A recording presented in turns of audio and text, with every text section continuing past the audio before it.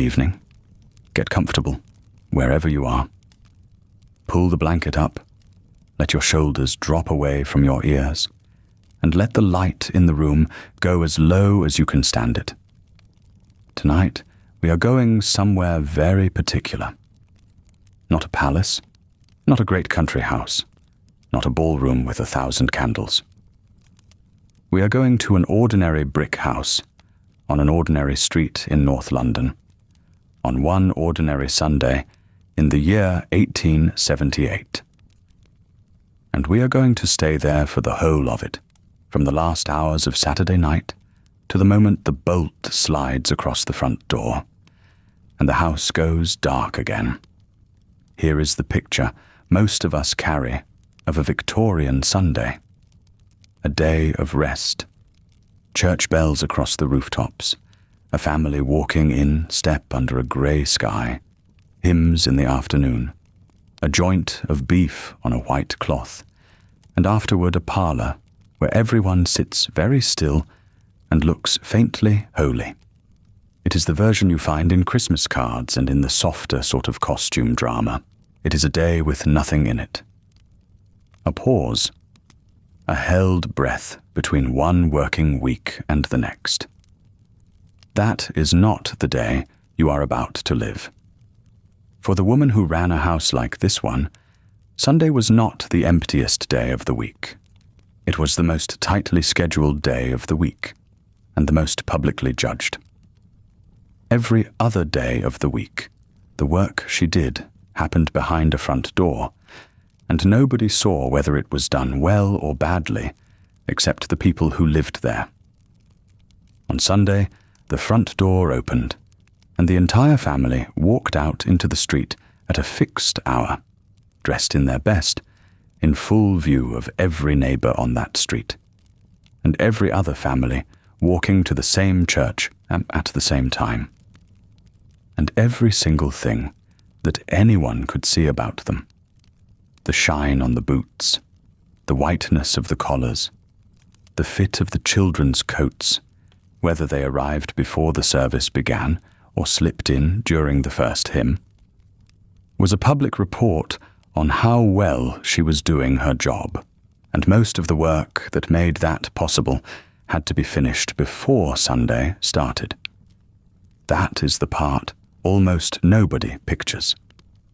The day of rest was made possible by an evening of concentrated labour on Saturday, and by a series of arrangements, with the baker, with the butcher, with the one servant, with the fire itself, that had to be got right in advance, because on Sunday a great many of the ordinary means of fixing a problem were simply closed. The shops were shut. The kitchen fire was banked low. The rules about what could and could not be done on a Sunday were real rules, held with real seriousness, and they applied to the mistress of the house at least as much as to anyone else in it. So we are going to do this properly. We are going to start on Saturday night with the boots. We are going to go through the cold waking, the dressing, the breakfast that was laid out early and eaten cold on purpose. We are going to sit through family prayers with the servant on a chair at the edge of the room. We are going to walk to church, and I am going to tell you exactly what that walk was doing socially, because it was doing a great deal. We are going to talk about how much it cost to sit down in a church, not to attend, to sit down in a particular seat, with your name on it, paid annually, and about what it meant when a family could not afford that and had to take the free benches at the back. We will have the Sunday dinner, and I will tell you what the joint cost in shillings and pence, and how many meals it had to stretch to. We will get through the long afternoon, which the Victorians themselves complained about bitterly in their memoirs, and we will end with the lamps lit and the day put away. Before that, one small thing. If you find this sort of thing useful for falling asleep, it does genuinely help to subscribe. And I would like to know where in the world you are listening from, and what time it is where you are. People tell me they are listening at 2 in the morning in Manitoba, at midnight in Manila, at 10 at night on a sofa in Glasgow, and I find that a very pleasant thing to know. Leave a comment if you feel like it. If you fall asleep before the end, which is the intention, you can leave it tomorrow. Now, let us get one thing straight before we go, because it shapes everything that follows. And if you miss it, the whole day looks like nothing. The household we are going into is not rich. It is not poor either. It sits in that broad, anxious, enormously large band of Victorian life that the census takers and the writers of the period called the middle class, which by the 1870s covered everything from a clerk earning £150 a year to a manufacturer earning £10,000.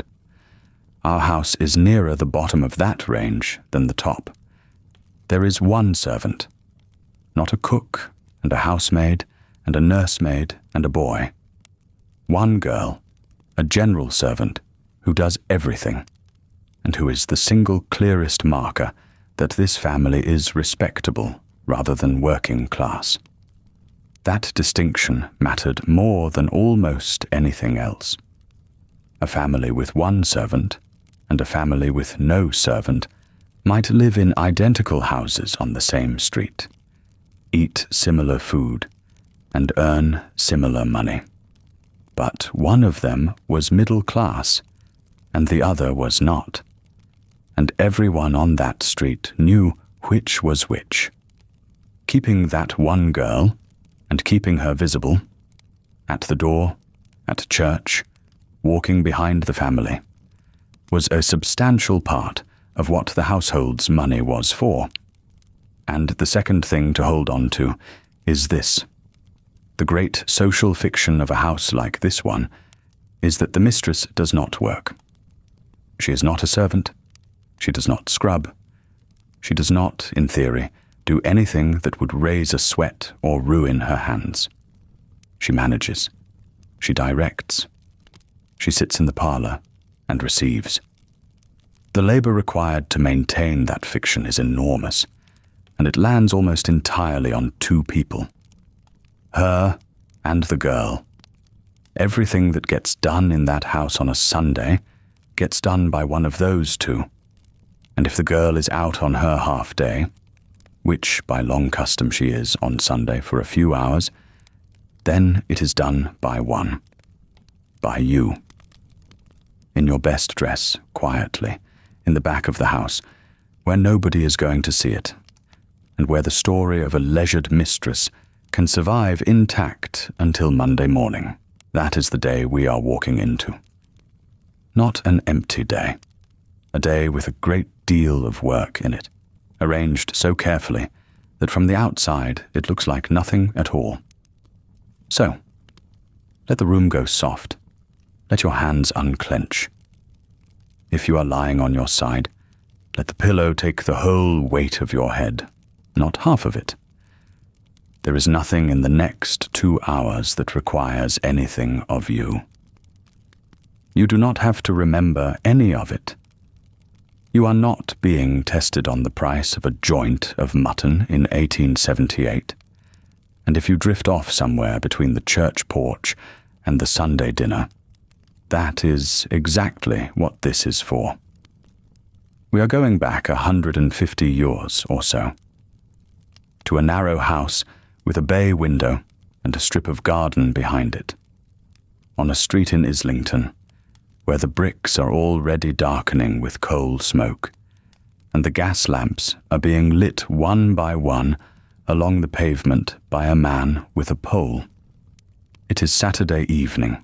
There is a smell of blacklead from the grate, and cooling ash from the range, and somewhere below you in the kitchen, there is the sound of a brush against leather, because the boots are being done, all 5 pairs, and they have to be perfect by morning. You are 34 years old. You are married to a clerk in a shipping firm in the city, a man who takes the omnibus down to the office 6 days a week, and who is, in the careful language of the time, doing rather well. You have 3 children. You have 1 servant. You have a front parlour with a piano in it that is played on Sundays and dusted on all the other days. And you have, waiting upstairs in a press, a dark wool dress that is worn once a week and is worth more than that girl downstairs earns in a season.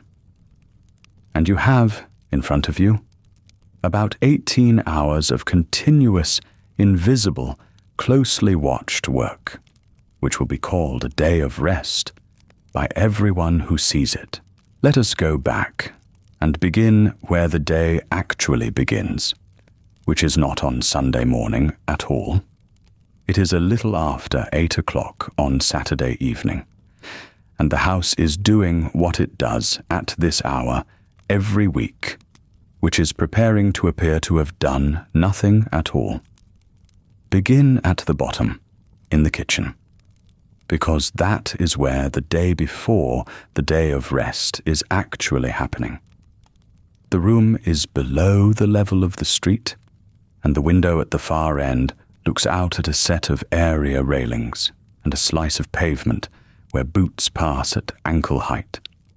The range is the largest object in the room, and the most demanding, a black iron thing that has been fed all day and is now being persuaded down toward a low, steady warmth.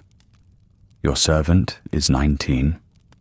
She came to you 2 years ago from a village in Hertfordshire by way of an advertisement and a letter from a clergyman, and she is paid £14 a year, with her food, her bed in the attic, and her tea and sugar found.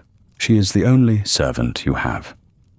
In the language of the household manuals, she is a general servant, which is a polite way of saying she is all the servants at once. On the deal table, there is a row of boots. Your husband's, which are heavy and take the longest. Your own, which are thinner and want a gentler hand. 3 pairs belonging to children, the smallest of which are more scuffed than the other 2 together. Each pair is being brushed clear of the week's mud, then blacked, then brushed again, until the leather answers back. Blacking comes in a stone jar, and smells of vinegar and lamp oil and something faintly sweet underneath. It gets under the fingernails and stays there. It is the reason that the hands of a servant girl and the hands of the woman she works for are so easy to tell apart at 10 paces on a Sunday morning. Beside the boots is a pile of linen collars, stiff as biscuit, drying against the warm brickwork. Starching a collar properly is a real skill, and not a small one. Too little starch, and it wilts by the second hymn. Too much, and it cracks along the fold, and a cracked collar is visible from 4 rows back. The iron is a solid lump of metal heated on the range, and it is tested against a scrap of cloth or the back of a wet finger, because there is no dial and no thermometer, only judgment. And judgment on a Saturday night after a 14-hour day is not always at its sharpest. You are not standing idle while this happens. You are at the other end of the table with a joint of mutton and a knife, deciding how much of tomorrow can be settled tonight. Here is the arrangement the whole day rests on. Tomorrow, as far as the outside world is concerned, no work will be done in this house. Not by you, not by your husband, not by the children, not by the girl in the kitchen. Tomorrow the family will rise, dress, pray, walk to church, eat, sit quietly, and go to bed. And the entire sequence will look effortless, because looking effortless is the point. That appearance is not a description of the day. It is a product, and it is manufactured, and most of the manufacturing happens on Saturday night. This is the thing most easily misunderstood about the Victorian Sunday. People picture the rest and forget to ask who arranged it. The great social fiction of a household like yours is that respectability is a condition rather than a labor, that a clean collar simply exists, that a hot dinner appears at 1:30 because it is Sunday, and that is when Sunday dinner happens.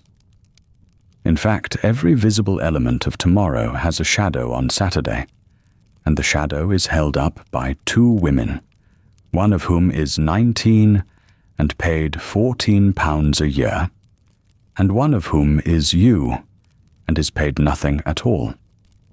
So the cold meat is dealt with now. The vegetables are washed now and set in water in the scullery, because peeling them tomorrow would be work of the kind that could be seen and remarked on. The bread came in this afternoon and is enough to last until Monday morning, because there will be no baker's counter open tomorrow. The milk was taken this evening and will be taken again very early in the morning by a man who is permitted to work, because milk cannot be persuaded to wait.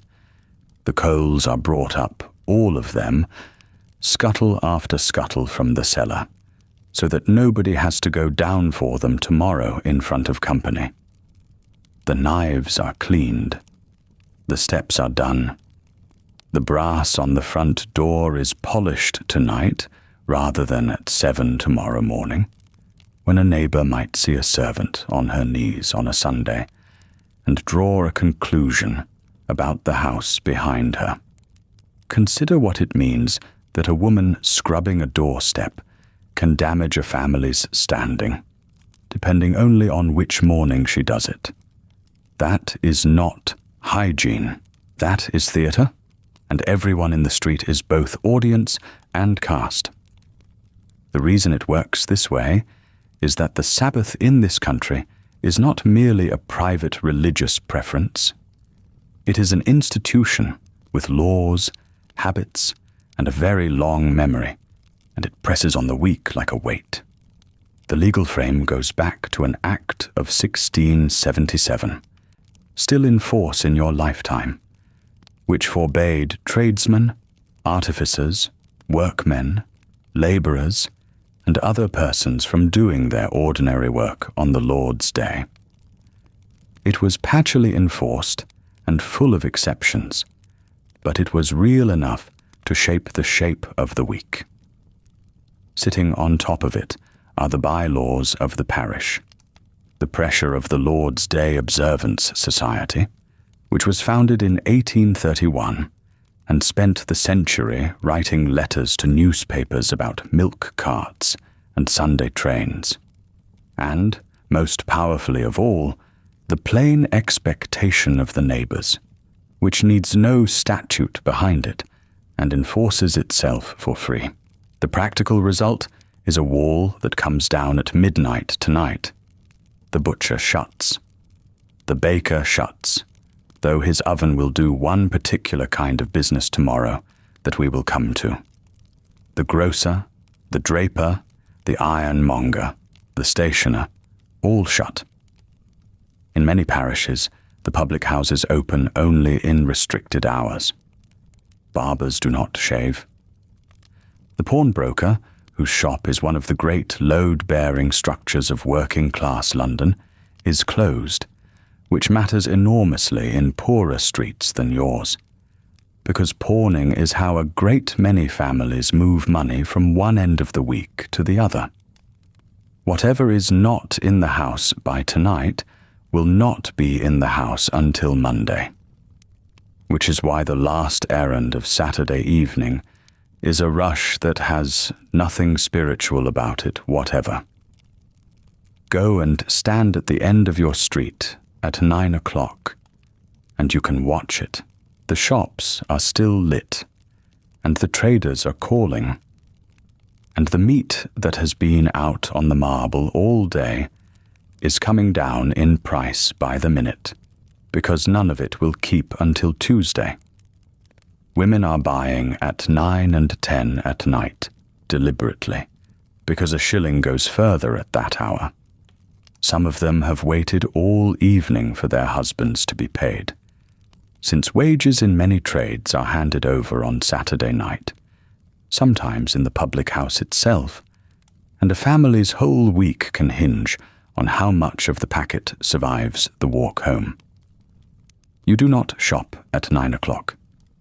Your husband is paid monthly, by cheque or by note, and you keep accounts in a ruled book and settle with the tradesman at the end of the quarter.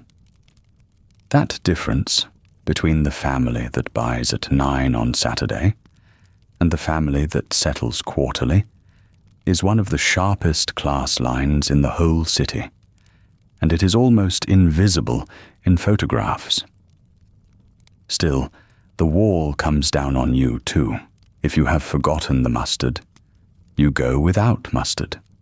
If a child tears a stocking tomorrow, it stays torn, because mending on the Sabbath is exactly the sort of small useful task that the stricter households forbid outright. Whatever you have not thought of tonight becomes, tomorrow, a thing you must simply live around, gracefully, without comment, while appearing entirely at ease. By 9, the boots are finished and standing in their row against the wall, and they look, in the low light, like a small congregation of their own. The collars are cool and stacked. The children have been got upstairs by degrees, which is never a single act but a campaign. Your eldest, who is 11, has been made to look out the collect she is to have by heart tomorrow, and has been told twice, and will need telling again. The middle one has hidden a marble in the toe of a boot, which will be discovered tomorrow at an inconvenient moment. The youngest went up an hour ago and is asleep. The last things are the smallest things. The fire in the range is banked with slack and ash, so it will hold overnight and can be brought back with a poker before 6. The clock in the hall is wound. The best hymn books are found and put on the hall table where nobody can fail to see them. Because a hymn book that has to be searched for at 10:20 is a hymn book that makes a family late. Your husband's shirt is laid out with the studs already in it, all of them, because studs are the single most reliable cause of raised voices on a Sunday morning in England. Your servant is still in the kitchen when you go up. She will bank the fire, set the kettle, wash her own hands of blacking, and climb 3 flights to a room under the roof that is cold in February and unbearable in July. And she will be up before you tomorrow. And she will not have a full day free tomorrow, only a piece of one, in the afternoon, once the dinner things are done. On the landing, the house is very quiet. There is the tick of the clock below, and the sound of a hansom 2 streets over, and beyond that, the enormous low murmur of a city with 4 million people in it, most of whom are also, in their own ways, getting ready to rest. You are not resting yet. You are running through it one more time in the dark, the way you do every week. The joint, the vegetables, the bread, the coals, the collars, the collect, the pew. And then, at last, you let it go, and the house holds its breath until morning. You wake before 6, and you wake without being woken.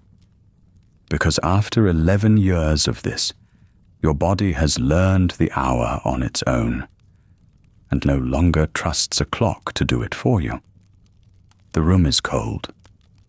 Not the ordinary cold of a bedroom, in an English February, which you are used to and which the blankets are built for, but the specific, still unmoving cold of a room where the grate is dark and has been dark all night.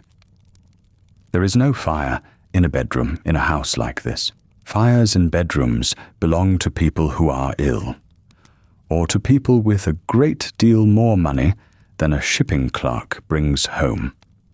What you have instead is a black iron grate swept clean, a mantel with 2 candlesticks on it, and air that has been sitting at the temperature of the street since the sun went down. You lie still for a moment and do the thing you always do, which is to listen. Nothing from the children's room, nothing from the top of the house. Beyond the window, a cart on the main road, and further off, the first bell of the morning from somewhere south of you, not your church, some other parish beginning its own day. Then you get up, because the alternative is lying there getting colder, while the list in your head gets longer. The floor is oilcloth by the washstand, and bare board elsewhere, and both of them are freezing through the soles of your feet. The washstand stands in the corner with its marble top, and on it the set that came to you when you married, jug and basin and soap dish in white with a blue band, and a smaller jug for hot water that will not have any hot water in it this morning, because the range fire is only just being brought back downstairs, and the kettle over it has not yet done anything useful. So you wash in cold. You have washed in cold most mornings of your adult life, and you have stopped registering it as hardship, which is not the same as it being pleasant. You tip the jug, and the water runs into the basin with that particular hollow ring that porcelain makes, and you wash your face and your neck and your hands and your arms to the elbow, and you use the flannel for the rest, standing on a square of cloth in the corner with the door shut. Then the water goes into the slop pail. The slop pail goes down the stairs later, carried by someone. This morning it will be carried by you. Dressing is where the real work of the morning begins, and it is worth slowing down for, because the number of separate articles involved is genuinely surprising to anyone who has only seen the finished result in a photograph. You begin with the chemise, a plain linen or cotton shift that goes on next to the skin, and does the job that we would now hand to a washing machine and a drawer full of cheap cotton. It protects everything above it from the body, and everything below it from the outer clothes, which cannot be washed anything like as often. Then drawers, then stockings, held up at the knee with garters. Then the corset, which laces at the back, and which you can manage alone by long practice, though it is easier with someone to pull the laces, and this morning nobody has time. Then a corset cover. Then a petticoat, and on a Sunday in winter, a second petticoat, a flannel one, because the church is stone and unheated, apart from a stove near the vestry that warms the vestry. Then the dress. Not the dress you wore yesterday. That one is grey, and it is what a Victorian household would have called a house dress or a morning dress, meaning a dress you can black a grate in without ruining anything that matters. It lives on a hook. It is not folded away with any ceremony, because it does not require any. The Sunday dress lives somewhere else entirely.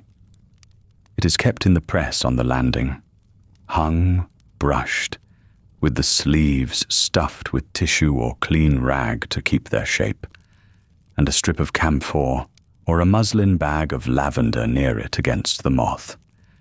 It comes out once a week in daylight and it goes back once a week. And it is treated, in the small architecture of your household, as an object closer to furniture than to clothing. It is wool, fine merino, dyed a dark color, brown or a deep bottle green, or the black that so many women of your class simply defaulted to because black hid wear, hid grease, hid the fact that it was 3 years old and never looked wrong. It has a boned bodice that fastens up the front with a long row of small covered buttons. It has a skirt that is drawn back over a small bustle pad and falls in pleats behind, because this is 1878, and the enormous crinoline of your girlhood is 20 years dead, and everything has moved backwards and downwards into a narrow front and a heavy trailing back. Here is what that dress cost. A ready-made wool gown of decent quality, bought from a draper in a district like yours, and not from anywhere in the West End, ran somewhere in the region of £2, made up by a local dressmaker from cloth you chose yourself. You might come out a little under that, perhaps 30 shillings, perhaps a little more, depending on the trimming and the number of yards, and a skirt of this cut wants a great many yards. Say, to be safe, that the dress on your back this morning represents something close to £2 of your household's money. Now hold that figure against another one. Your servant, the general servant who sleeps under the roof, is paid something in the region of £14 a year, all found, meaning her food and her bed are provided, and the money is what remains. £14 a year is roughly 5 shillings and 5 pence a week, which means your Sunday dress, the one garment, cost the equivalent of about 7 weeks of her wages.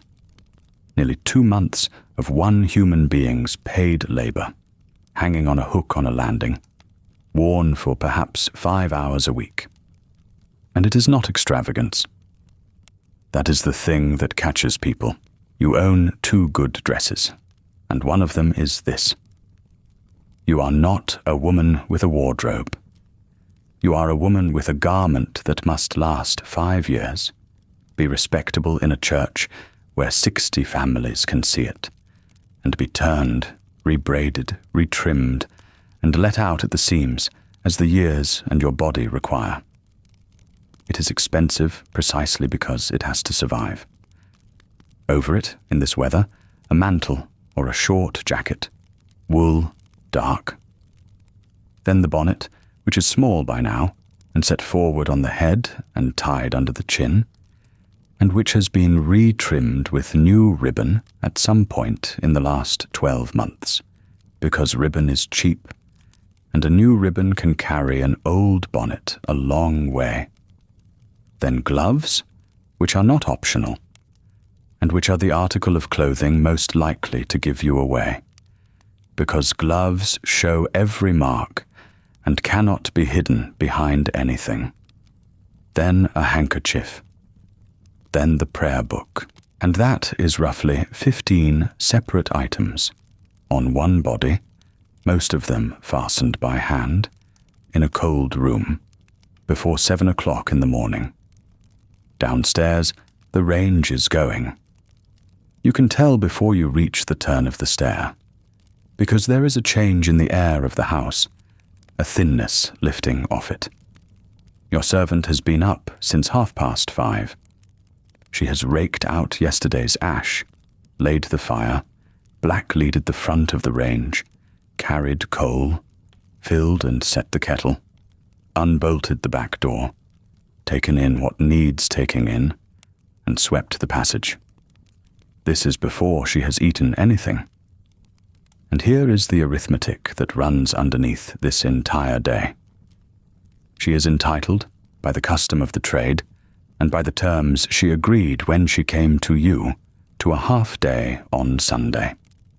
That half-day begins in the afternoon. After the dinner, things are washed and put away, and it ends when she is required to be back, which in most households of this sort meant 9 or 9:30 at night. What it does not include is this morning. It does not include the fire, the kettle, the porridge, the boots that were cleaned last night, the beds she will strip and make while you are in church, or the joint she will see safely on the table. Everyone in the house is spared some part of Sunday. Your husband is spared his office. Your children are spared their lessons. Your servant is spared 4 or 5 hours of a 14-hour day, and pays for it by doing the same work faster. You are spared nothing at all, and you have simply stopped thinking of it in those terms, because a woman who thinks in those terms on a Sunday morning in 1878 will make herself unhappy to no purpose whatsoever. You go up again to the children. There are 3 of them, and there is one washstand between them, and the water in its jug is now warm because you carried it up yourself, and the kettle had finally come to the boil. The eldest, a girl of 9, can wash and dress herself, and does, though her hair will need doing, and she will hold still for it, with an air of enormous injury. The middle one, a boy of 6, must be supervised at every stage, or he will put a Sunday shirt on over an unwashed neck and consider the matter closed. The youngest is 3, and is simply handled, the way you handle a parcel: arms up, arms down, turn round, stand still. The room fills with the specific noise of a small crowd in a small space. Elbows, a dropped shoe, a complaint about a comb. A boy told twice, and then told once more in a different voice. And through all of it, you are watching the light in the window changing, and counting backwards from the hour the bells will start, and calculating, as you do every week of your life, exactly how much time you do not have. Breakfast on a Sunday is laid earlier than on any other morning of the week, and it is the plainest meal your table will see for 7 days. You come down with the youngest on your hip and find the cloth already spread, because you spread it yourself last night before the lamps went out. And there is a particular satisfaction in walking into a room where one job has already been done. Bread, cut. Butter, on a dish with a little cold water beneath it to keep it firm. A pot of marmalade, with the paper cover tied down, and no serving spoon yet, because the serving spoon lives in the drawer and will not walk to the table by itself. Tea, which will be made, because tea is permitted and always has been. Cold ham from yesterday, sliced thin, arranged in a way that suggests there is more of it than there is. That is the whole of it. No bacon spitting in a pan. No eggs. No kidneys. No chops. No fried bread. None of the hot-cooked breakfast that this same table would carry on a Tuesday, when your husband must be out of the house by 8:30, and fed properly before he goes. Here is something easy to misunderstand about Victorian Sunday cooking, because it was never one rule, and it was never applied the same way twice. There was no statute forbidding you to light a kitchen fire on the Sabbath. Nobody would arrest you for boiling an egg. What there was instead, and what worked far more reliably than any law, was a dense, unwritten, widely shared idea about what a respectable household did and did not do, enforced by the neighbours, by the pulpit, by the servants who talked to other servants, and above all by your own conscience, which had been trained on this subject since you were 4 years old.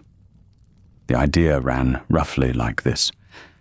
Sunday is a day of rest. Rest means the cessation of ordinary labour. Cooking is ordinary labor.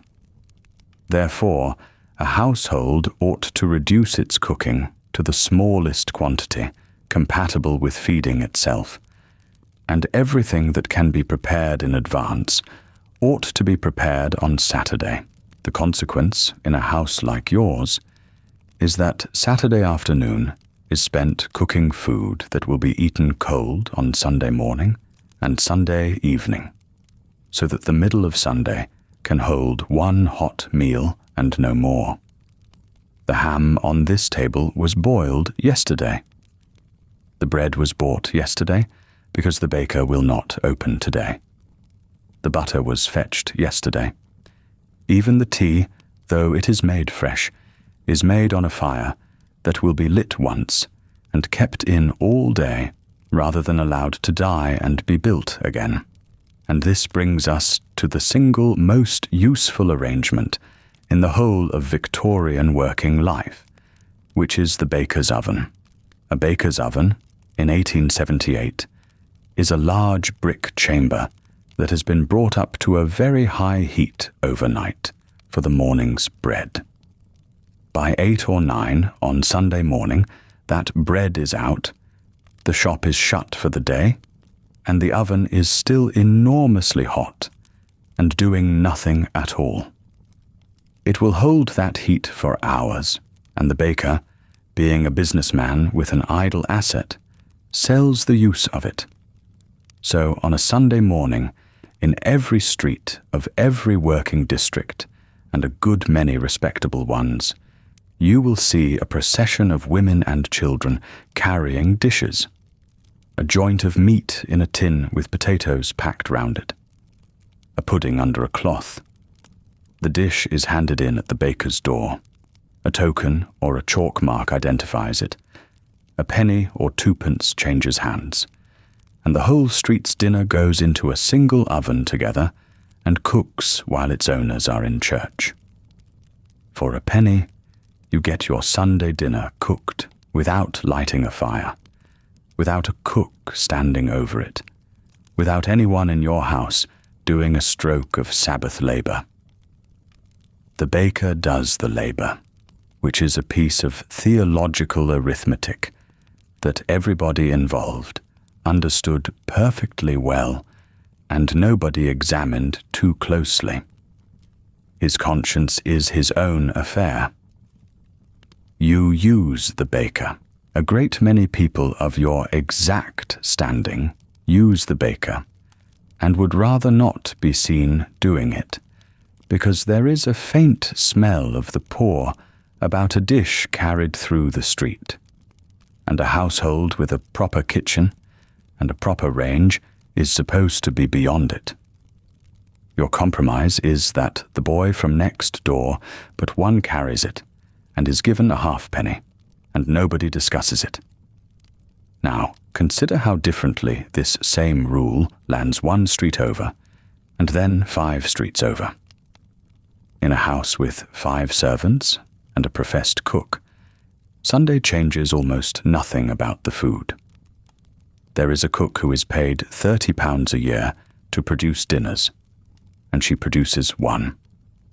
The mistress of that house issues her orders on Saturday, as she does every day, and on Sunday she comes down to a breakfast that is a little lighter than usual, and a dinner that is entirely hot, entirely proper, and entirely invisible in its making.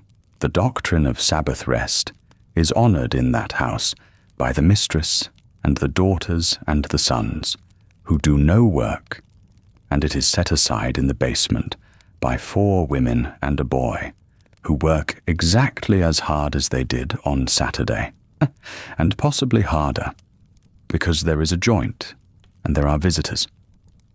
Their Sabbath rest is a service in the morning, in a body, in the back pews, and their supper eaten late. In a house with no servant at all, 2 streets down from you, where the husband is a carter and the wife takes in plain sewing, Sunday is genuinely the only day the fire is not lit for cooking, because coal costs money and there is nothing to cook. Their dinner goes to the baker, because they have no oven whatever, only a grate and a trivet, and the penny is a real penny out of a wage of 22 shillings a week. And it is spent gladly, because it is the difference between meat and no meat on the one day of 7 when meat happens. Your household sits precisely between those two, and that is the whole discomfort of your position. You have one servant, so you are not poor.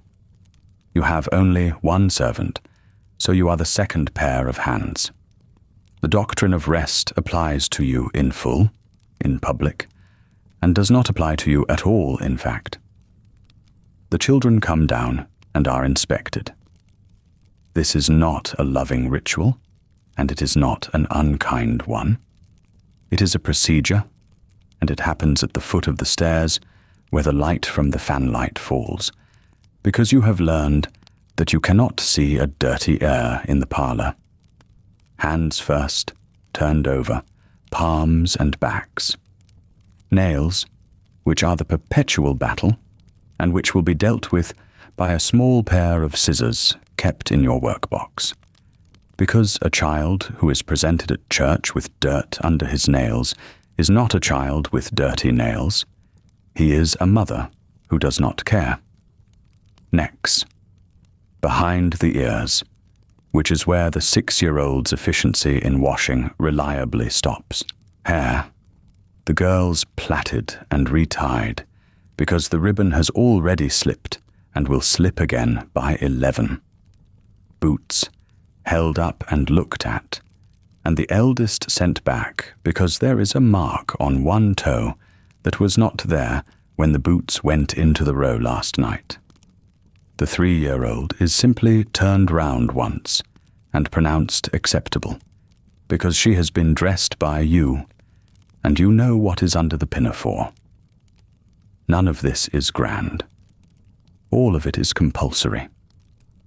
The whole of a family's reputation, for the 400 people who will see you between this door and the church porch, rests on details of exactly this size, and everybody in the transaction knows it, which is why every mother on this street is doing precisely the same thing at precisely the same minute in her own hallway.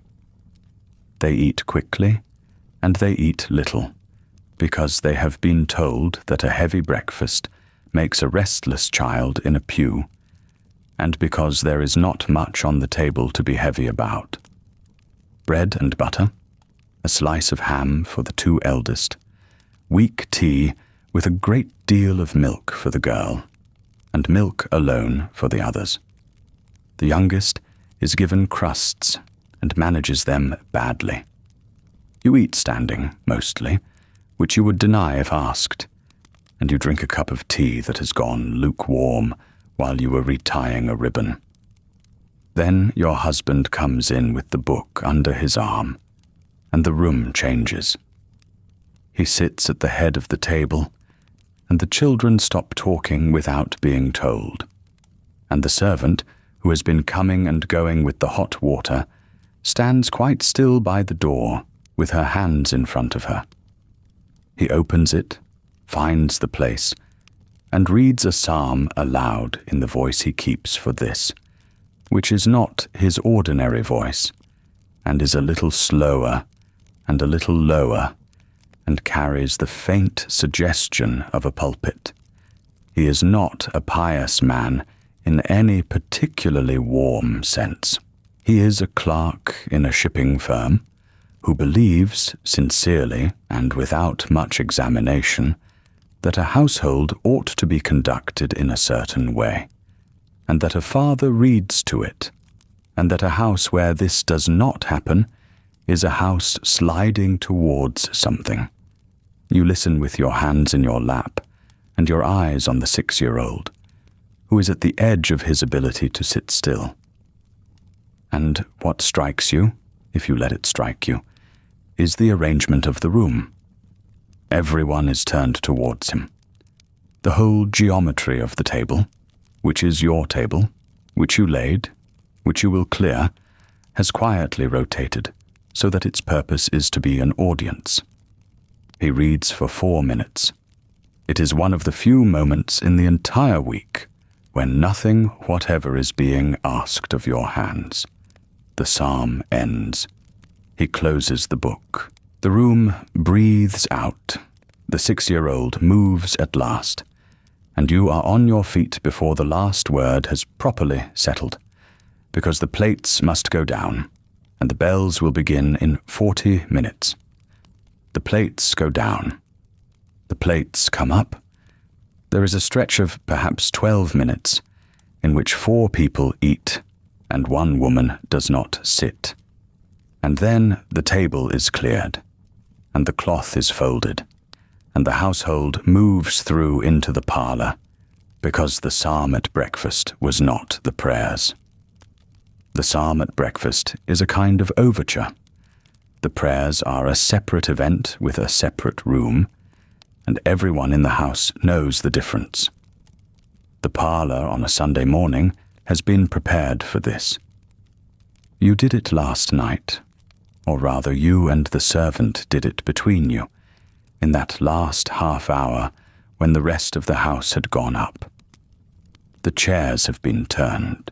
On a weekday, the parlour chairs face inward towards the fire, and each other, arranged for the fiction that this is a room where a family sits companionably in the evening, which is a thing that happens perhaps twice a week and never for long. This morning they face the small table by the window, where the Bible lies with the ribbon already set in place, because your husband marked the passage last night, and because a man fumbling through the pages in front of his own children and his own servant would be a small collapse of something. 5 chairs, 4 of them in a rough arc, close together, the 2 little ones on the low seats. And the 5th chair, which is not a parlour chair at all, but the plain wooden one brought up from the kitchen, standing slightly apart, nearer the door, half a pace outside the arc. That is the servant's chair. Nobody has ever said so. Nobody has ever needed to. She comes in last, drying her hands on her apron, having left the kitchen fire made up, and the door on the latch so she can hear if anything catches. She sits on the wooden chair. She sits the way she has learned to sit in this room, which is upright and slightly forward, as though she were waiting to be sent for rather than settled. Her hands go into her lap. Her eyes go down to the carpet. And for the next quarter of an hour, she is a member of this congregation, whether she wishes to be or not. Here is something worth slowing down for, because it is one of those Victorian arrangements that looks warm from the outside and is a great deal stranger when you stand inside it. Family prayers were not eccentric piety. In a household like yours, they were close to standard equipment, as expected as a front parlour or a servant or a piano. Nobody plays well. The practice ran downward through the century from the great houses, where a butler assembled 30 staff in a hall each morning, into the ordinary brick terraces of clerks and shopkeepers, where it became a smaller thing, done in a smaller room, but done all the same, and a whole publishing trade grew up around it. You can buy a book of family prayers for 1 shilling and 6pence, arranged for every morning and evening of the month, with separate forms for Sunday, for sickness in the house, for a birth, for a death, for the beginning of a new year. There are collections aimed specifically at households where the master is not confident of composing his own words, which is to say most of them. Some run to 400 pages. Some are advertised as suitable for households with limited time, which is a phrase doing an enormous amount of quiet work, because the manuals are very firm about length. 15 minutes, they say. 20 at the very outside. A prayer that runs long is not more devout. It is a burden on the servants, who have work waiting. That instruction appears again and again in the guidance of the period, always with the same reasoning. And the reasoning tells you exactly what everybody understood was happening. The manuals know that the servant is sitting on that chair against the pull of a kitchen fire and a joint and a scullery of breakfast things. They ask the master to be brief out of consideration. They do not ask whether she might be excused. And in practice, of course, the 15 minutes is a fiction in either direction. In some houses it collapses to 6. In others it swells, particularly on a Sunday, particularly if the master has been to a lecture recently, or has a point he wishes to make to somebody in the room without addressing them directly. Your husband takes 11 or 12 minutes on an ordinary morning, on a Sunday, with the bells still ahead of him and his own sense of the day. He will take nearer 20. He begins. He reads a chapter first, standing at the little table with one hand resting flat on the cloth. His Sunday voice again, that slowed and lowered thing, the voice of a man performing a version of himself he does not entirely have the equipment for, but performs sincerely nonetheless. Then the prayer, which he reads from the book, following the printed form, adding at the end the small extempore portion that the manuals permit, and that he has by now worn into a groove.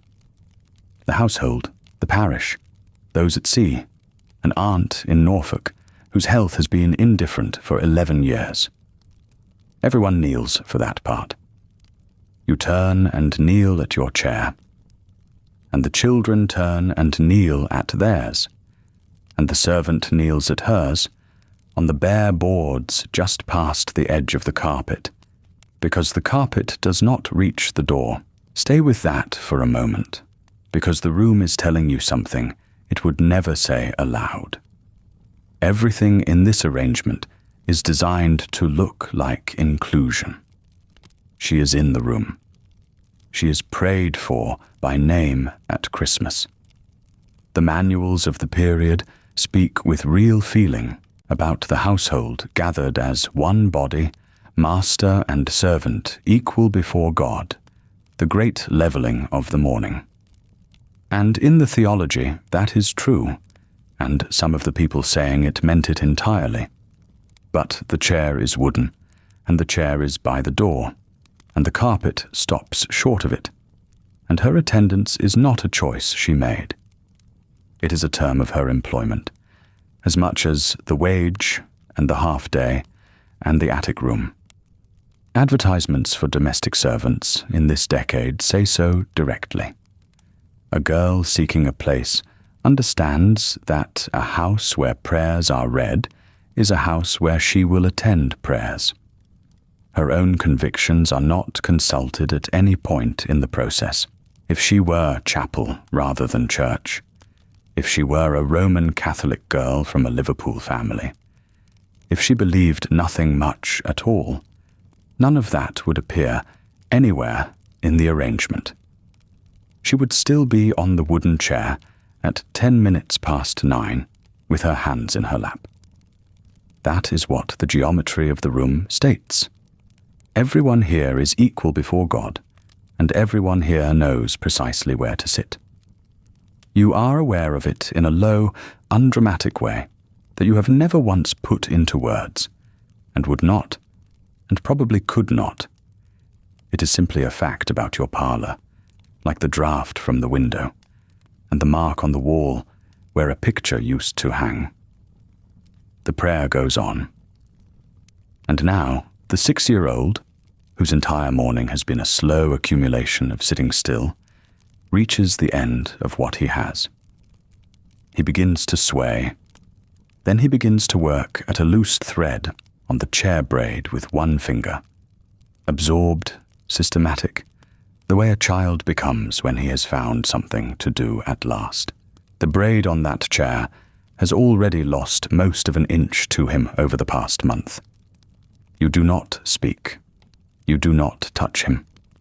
You turn your head perhaps 4 inches, and you look at him, and you hold the look for as long as it takes, which is about 2 seconds. He stops. He puts both hands together. He does not look back at you, because he does not need to, because the entire transaction has been completed without a sound and without interrupting his father's voice by so much as a breath. And this is a skill you have built over 8 years of Sunday mornings, and nobody in this room will ever describe it as one. Your eldest, who is 10, has seen the whole exchange and is being very careful not to smile. The prayer ends. The Amen goes round the room in 5 voices at 5 different volumes. Everyone rises, and there is a general small noise of chairs and skirts and knees.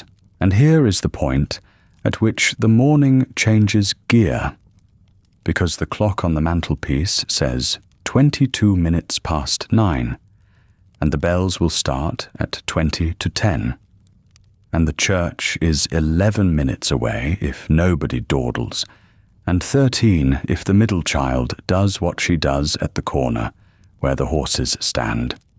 The servant is out of the room before you are, back to the kitchen, back to the fire, back to the things that did not stop happening while she sat by the door. Her Sunday is not a lighter day. It is a differently shaped one. You move. Gloves, prayer books, 3 of them, and the 4th that lives in your husband's coat pocket. The youngest's hat, which was on the hall stand, and is now not on the hall stand, and is eventually under the hall stand for reasons nobody will ever establish. Your own bonnet, tied at the 2nd attempt, because the first was crooked, and would have been read as crooked by at least 4 women at the church door. Your husband stands in the passage with his hat already on, checking his watch against the clock, and says, not unkindly, that they will be starting. You know they will be starting. You have known since 5:30, when you woke in a cold room and lay for 30 seconds doing the arithmetic of the whole day forward. And every single thing that has happened since then has been arranged by you to bring 5 people to a door at this precise minute in a condition fit to be looked at. The latch goes. The cold comes in off the street. And out there, in both directions, the doors of the terrace are opening at the same moment onto the same errand. The street on a Sunday morning does not look like the street on any other morning of the week. And the difference is not silence, though there is more of that. The difference is direction. On a Tuesday, the road carries people in every direction at once. Outward to work, inward with a barrow, across to a doorway. And the movement cancels itself out into ordinary traffic. This morning everybody is going the same way. The doors of the terrace open within a few minutes of one another, and release families onto the pavement in 2s and 3s and 5s. And every one of those families turns left at the end, and the whole street drains toward the same corner, like water finding a slope. You step down onto the flags with your youngest's hand in your left and your prayer book in your right, and you feel the temperature of the morning through the wool of your sleeves. And you begin walking at a pace you have calculated without ever once thinking of it as a calculation. that pace matters more than it should. Too slow, and you arrive with the bells already stopped, which is a small public statement about how your household is run. Too fast, and you arrive flushed, which is a different statement, and in some ways a worse one, because it suggests the morning got away from you. The correct arrival is unhurried and early enough to stand for a moment near the gate without appearing to wait for anybody. That is the target. You hit it most weeks. Here is something worth slowing down for, because it explains most of what happens in the next 11 minutes. For a woman of your position, in the year 1878, the walk to church is one of the very few occasions in the entire week when your household is displayed, whole and together and in daylight, to every other household within a quarter of a mile. Your husband is seen at his work by men who know his work.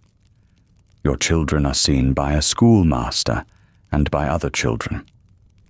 But the family as a unit, the thing that a middle-class marriage is understood to have produced, is only assembled and paraded on a Sunday morning. The rest of the week it exists indoors, unwitnessed.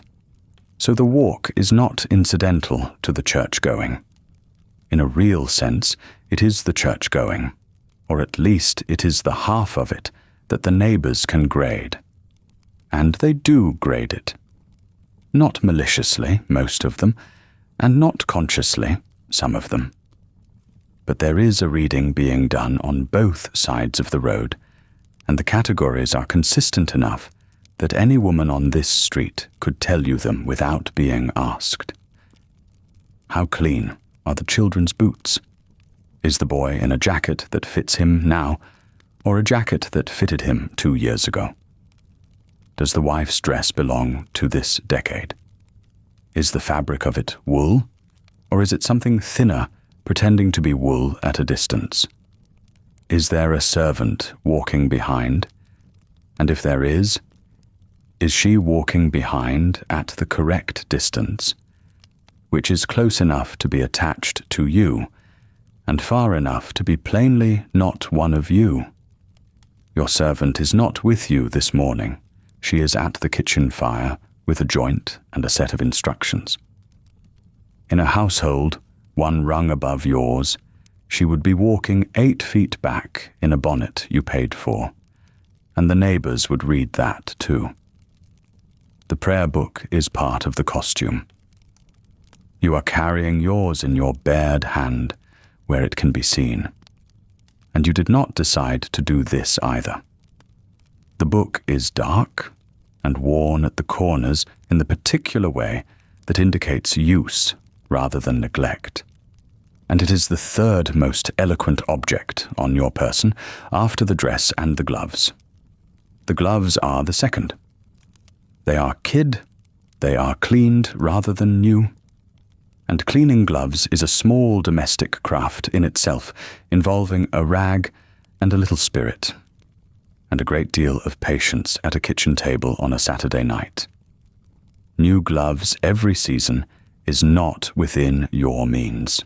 Clean gloves every Sunday is, and the distinction between a woman who cannot afford new gloves and a woman who cannot afford clean ones is, in this parish, the whole distance between respectable and not. You hold the umbrella in the crook of your arm. It has not rained since Thursday, and it will not rain before noon, and you are carrying it anyway, because the alternative is carrying nothing. And a woman of your class carries something.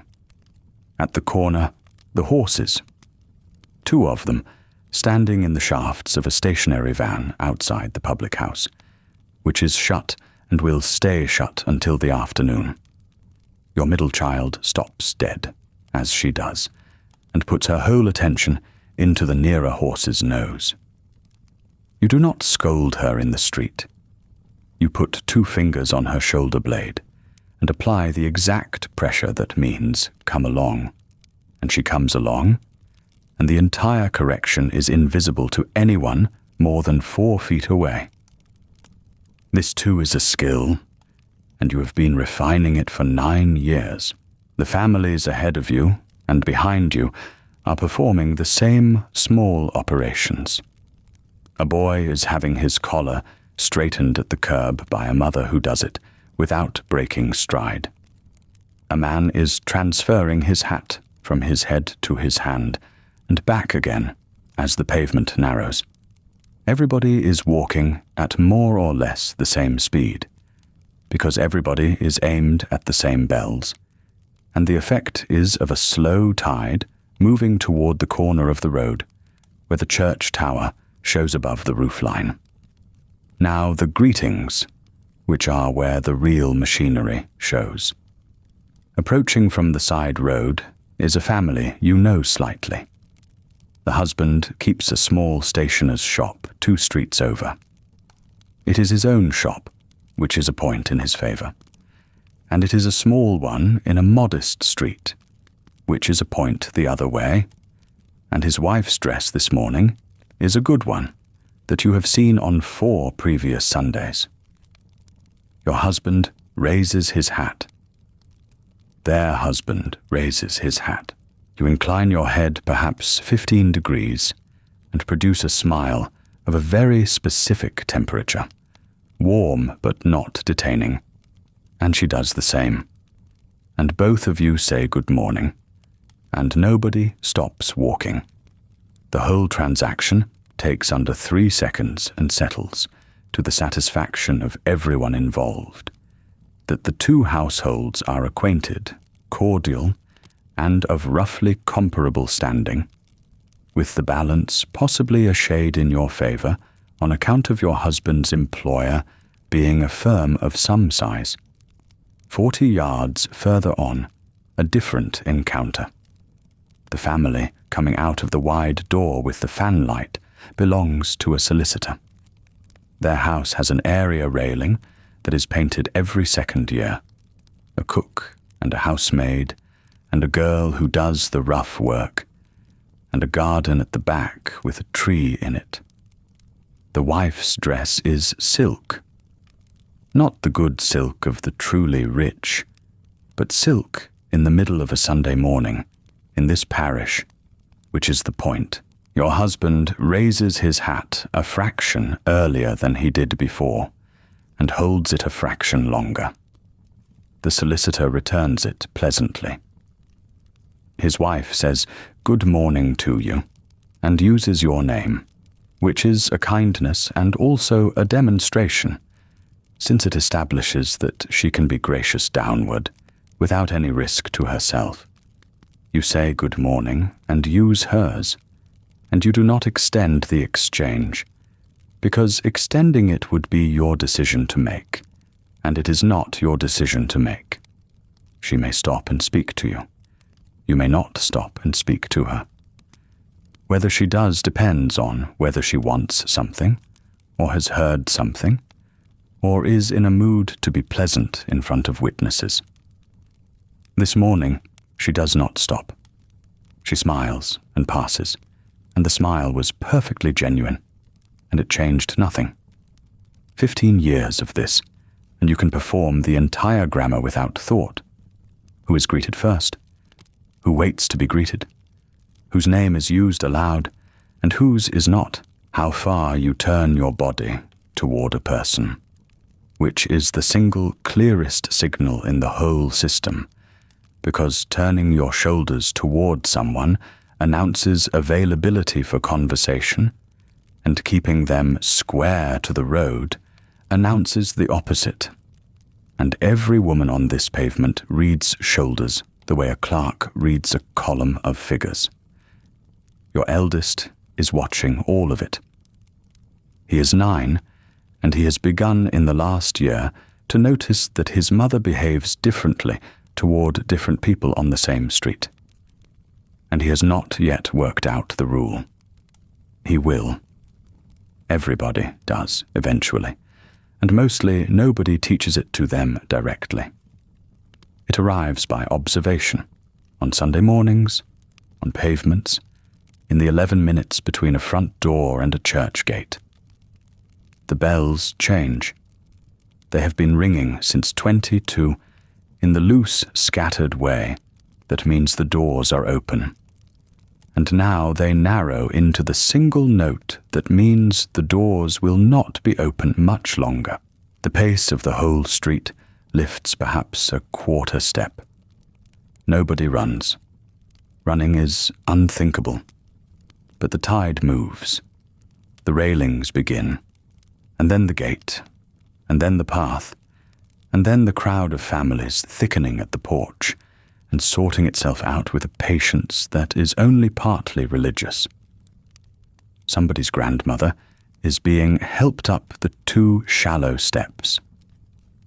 A church warden is standing with his hands behind his back, doing, essentially, what you have been doing all the way down the road, which is reading everybody as they arrive. You loosen your grip on your youngest's hand and put it instead flat between her shoulders. Your husband takes his hat off properly now and holds it against his chest. The stone breathes cold out of the doorway, and the sound inside is the particular one a full church makes before anything has begun, which is not silence and not talking either, but hundreds of people arranging themselves quietly on wood. And now the question that shapes the next 90 minutes, and that was decided long before this morning, and that is decided every year in the vestry with a pen and a ledger. Where exactly are you going to sit?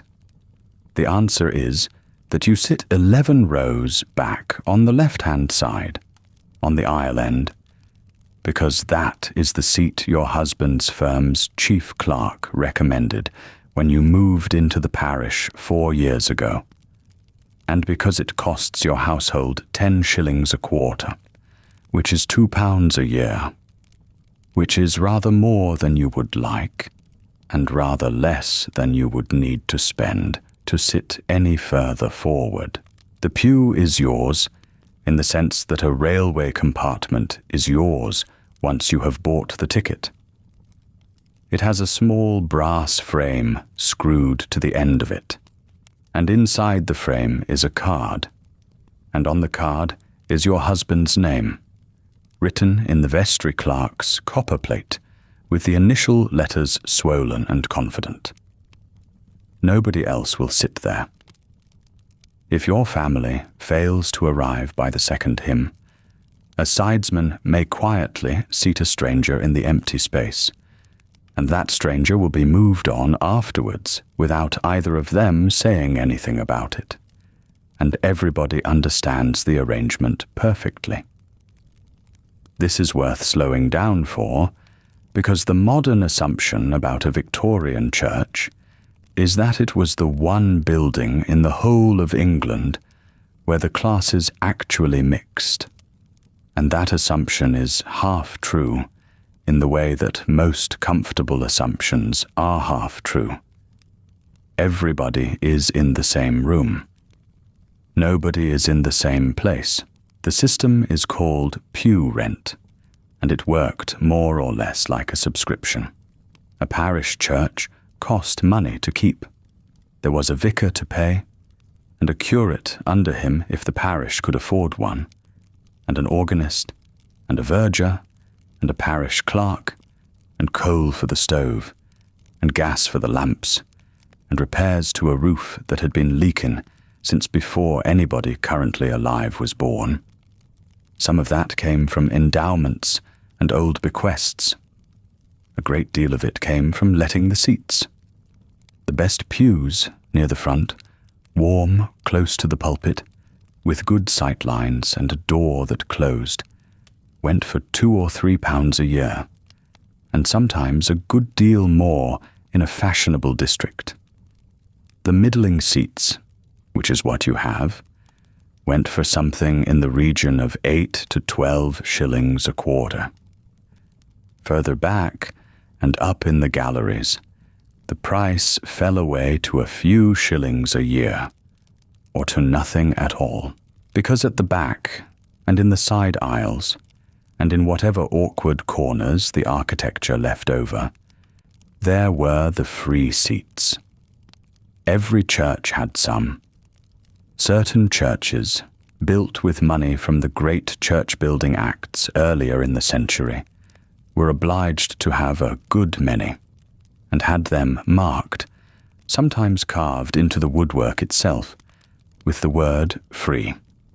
Consider what that word does when it is cut into oak at the back of a room. It is not an offer.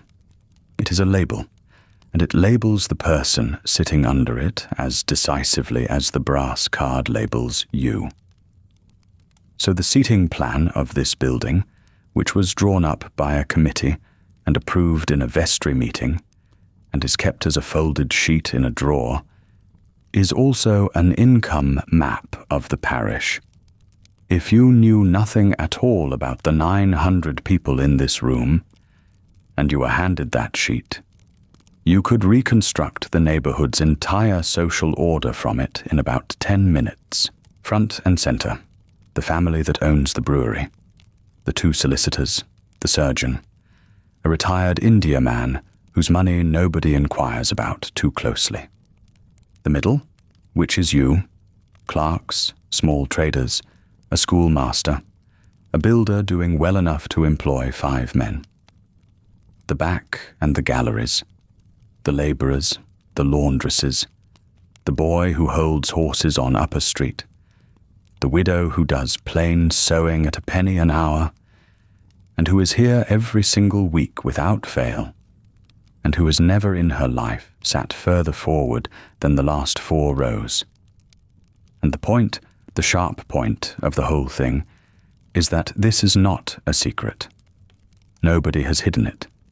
It is publicly displayed, weekly, in the one place where the doctrine being preached says explicitly that these distinctions do not exist. Reformers said so at the time, and said so loudly. There was a whole free seat movement, decades of pamphlets and letters and campaigning clergymen arguing that pew rents were a scandal, that they kept the poor out of church more effectively than any amount of bad preaching, that a man in a smock will not walk into a building where he must be shown to a bench marked with his own poverty. They were right, largely. It took until the end of the century and beyond for the system to be dismantled in most places, and it went slowly because it was paying for the coal. You know none of this as an argument. You know it as a set of facts about seats, which is how most people know most systems. The service begins. It will run about an hour and a half.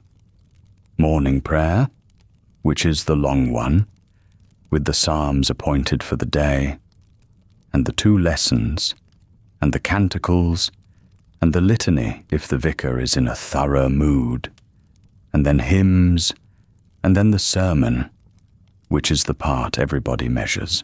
Your husband keeps his watch in his waistcoat, and does not take it out, but he knows to within about 2 minutes how long this vicar goes, because this vicar has gone 35 minutes, almost exactly every Sunday for 6 years.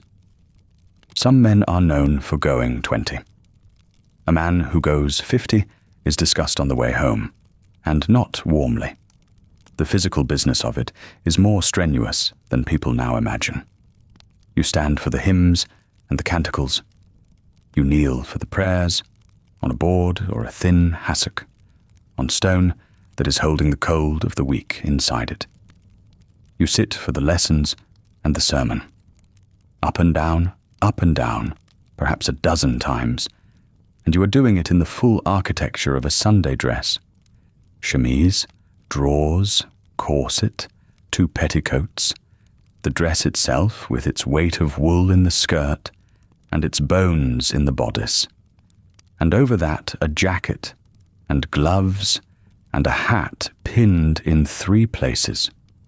Kneeling in that is a maneuver. You have done it 10,000 times, and you no longer notice the calculation, which is a kind of skill, and which nobody has ever once described as a skill. And beside you, along the pew, are 3 children who have eaten a small breakfast at 7:30 and will not eat again until 1:30. This is the real labor of the 90 minutes, and it belongs entirely to you. Your husband is at the aisle end. He will look down the road twice, perhaps 3 times, with an expression that means the thing is your department. The children are 8, 6, and 4. They must not talk. They must not swing their legs. They must not turn round, and the temptation to turn round is enormous, because behind them are 900 faces, and in front of them is a man in a black gown, saying words about the seed falling upon stony ground. So you work, not with your voice, because a voice would be a public failure. You work with your hand, laid flat on a knee, with a slight pressure on a shoulder, with a look held for exactly as long as it takes, and no longer, with the prayer book opened at the right page and put into the right small hands, though the 4-year-old cannot read a word of it, and simply holds the thing open in front of her, like a plate she has been asked to carry. You give your youngest a peppermint at the 12th minute of the sermon, passed across without looking down, the way you would pass a note. You do this every week. It is not permitted exactly. It is not forbidden either. It is one of the 100 small managements that keep the visible surface of the family smooth, and the whole point of them is that nobody in the 11 rows behind you should ever be aware that any management is occurring at all. Halfway through the sermon, your 6-year-old falls asleep against your arm, and you let him because a sleeping child is a quiet child, and because there is a rule in this parish, unspoken and universally understood, that a sleeping boy is charming until he snores. Then the plate. The collection comes round at the end, carried down each aisle by 2 sidesmen in good coats, and it moves at a steady processional pace, with a pause at every row, and the pause is the difficulty. It is not a box with a slot. It is an open wooden plate lined with green baize, and by the time it reaches the 11th row on the left-hand side, there is already a layer of coin on it, sitting face up in the light. You can see what is on it, which means everybody can see what you put on it. Your husband gives a shilling. He has decided on a shilling, and he gave a shilling last week, and will give 1 next week, and it goes down on the baize with a particular flat sound. A shilling is respectable, 6pence is acceptable, and slightly apologetic. 3pence from a family sitting where you sit would be remarked upon, not allowed but remarked upon. Half a crown would be showing off, and would invite the question of how a shipping clerk comes to be giving half a crown, and would be discussed by the same women who discussed the length of last week's sermon. There is a copper penny near the edge of the plate, worn nearly smooth. You notice it, and you know approximately where on the seating plan it came from, and you know that it represents a far larger share of somebody's week than your husband's shilling represents of yours. And you also know that nobody in this building will ever be told that. The plate passes. The final hymn is announced. 900 people stand up together, and the sound of it goes up into the roof.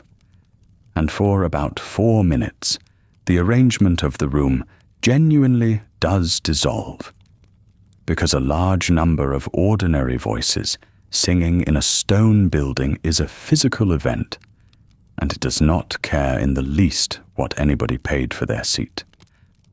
then it ends. And the doors at the west end are opened, and the light comes in along the flagstones, and everybody sits back down for the blessing, knowing exactly, to within a shilling, where they belong. The blessing given, there is a pause of perhaps 3 seconds in which nobody moves, and then the whole building begins to empty itself in the slowest possible manner. This slowness is not accidental. A church of 900 people could be cleared in 4 minutes if anybody wanted it cleared. Nobody wants it cleared. The aisle fills from the back forward, and the front pews wait, because it would look grasping to push, and the families in the rented seats near the pulpit will be the last out, and will not mind at all, because the last out are the most seen. You gather your prayer book and your gloves, and your youngest, in that order, and you join the slow shuffle toward the west door, and it takes you 11 minutes to travel a distance you could walk in 30 seconds. The porch is where the real business of the morning happens. Understand what a middle-class woman in this year and this parish actually has access to. She has her own house. She has the houses of women she is on calling terms with, which is a short list and governed by rules. She has the shops, where conversation is limited by the presence of shopkeepers, and by the fact that lingering to gossip in a shop is considered common. She has letters, which are cheap now, a penny a letter, but slow and effortful and reserved mostly for relatives. And she has this: 20 minutes on a Sunday, in a stone porch, with everyone she knows in the parish standing within 12 feet of her at once. There is no other moment in the week that concentrates so much information in one place. Listen to what is actually being transacted. A woman near the font is saying that her sister in Highbury is unwell, and this is not idle. It means the sister will not be at the Wednesday sewing meeting, and it means somebody should call, and it means that if the illness continues past a fortnight, there will be a question of whether the sister's household can manage, and whether a cousin should come, and whether the arrangement will require money. 2 women behind you are discussing a young man who has taken a position with a firm in the city, and the discussion is really about whether he can now afford to marry. And the daughter he might marry is standing 8 feet away, pretending to adjust her bonnet ribbon, and hearing all of it perfectly. And somewhere near the outer arch, a woman is saying quietly that her cook is leaving at the quarter, and 3 other women are storing that fact away with real attention, because a cook with a good character who is leaving at a known date is worth more than any other piece of news that will be exchanged this morning. This is how servants are found. Not chiefly through the registry offices, which exist, which charge a fee, and which are regarded with suspicion by mistresses and by servants alike. Not chiefly through advertisements, which cost money and bring strangers. Servants are found through a word after a service, through a sister-in-law who knows a family in Hackney whose girl has a younger sister coming out of a place. The whole system of domestic employment in this country, which occupies well over 1 million women, runs substantially on conversations exactly like the one happening under this arch, between women in their best gloves, who would be offended to be told they are conducting a labor exchange. You yourself found the girl who is at this moment at home, minding the fire, in precisely this way. A woman you know slightly, whose husband is something at the customs house, mentioned after a service 2 years ago, that she knew of a girl of 15 from a family in the Essex villages, clean, church-going, one of 9 children, wanting a first place. That sentence, spoken in this porch, is why there is a fire alight in your kitchen. It is also, incidentally, why that girl left her mother's house at 15, and now sees her twice a year. The vicar is at the door, shaking hands. This is a fixed feature, and it is timed. He gives each family somewhere between 4 and 12 seconds, and the length is legible to everyone waiting behind them. 4 seconds is a nod and a good morning. 12 seconds means he has something to say to you, or wants something from you, and the queue behind will notice. He gives you 9. He says he hopes the children are well, and he says it in a way that means he has actually noticed which of them was fidgeting. And then he says that Mrs. Harding is getting up a list for the coal and blanket fund, and he thought of you. Here is something worth slowing down for, because it is easy to hear that sentence as a pleasantry. It is not. It is a request for labour, and it is one of the very few requests for labour that a woman of your position may accept in public without any damage to her standing at all. Consider the shape of your permitted life. You may not earn, your husband earns, and the moment you earned, his ability to keep a wife would be publicly in question, and the whole edifice of your respectability would sit differently. You may not hold office of any kind in the government of the country.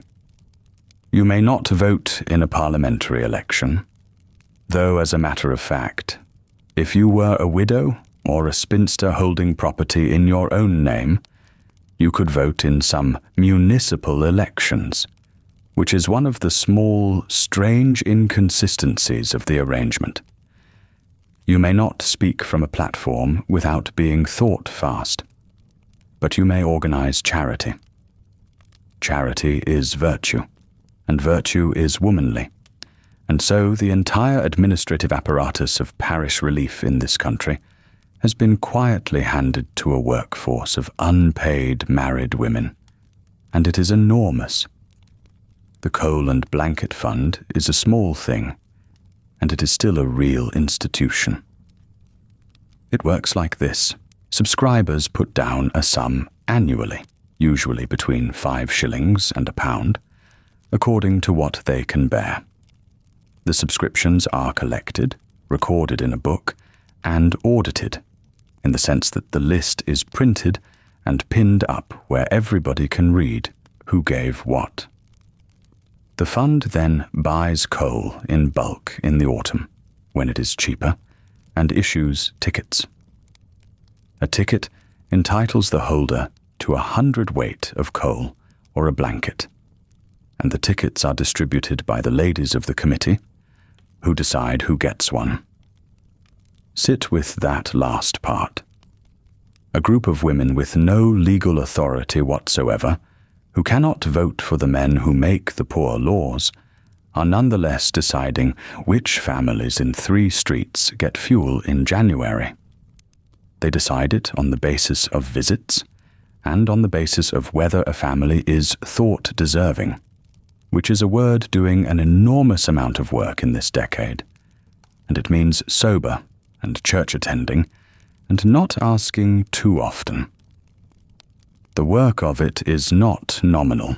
It means committee meetings in somebody's parlour, and minutes, and the keeping of a subscription book, and the writing of a great many letters, and walking into houses in streets you would not otherwise enter, and sitting down in them, and asking questions that are not really any of your business, and coming home to your own kitchen afterwards, and getting the tea.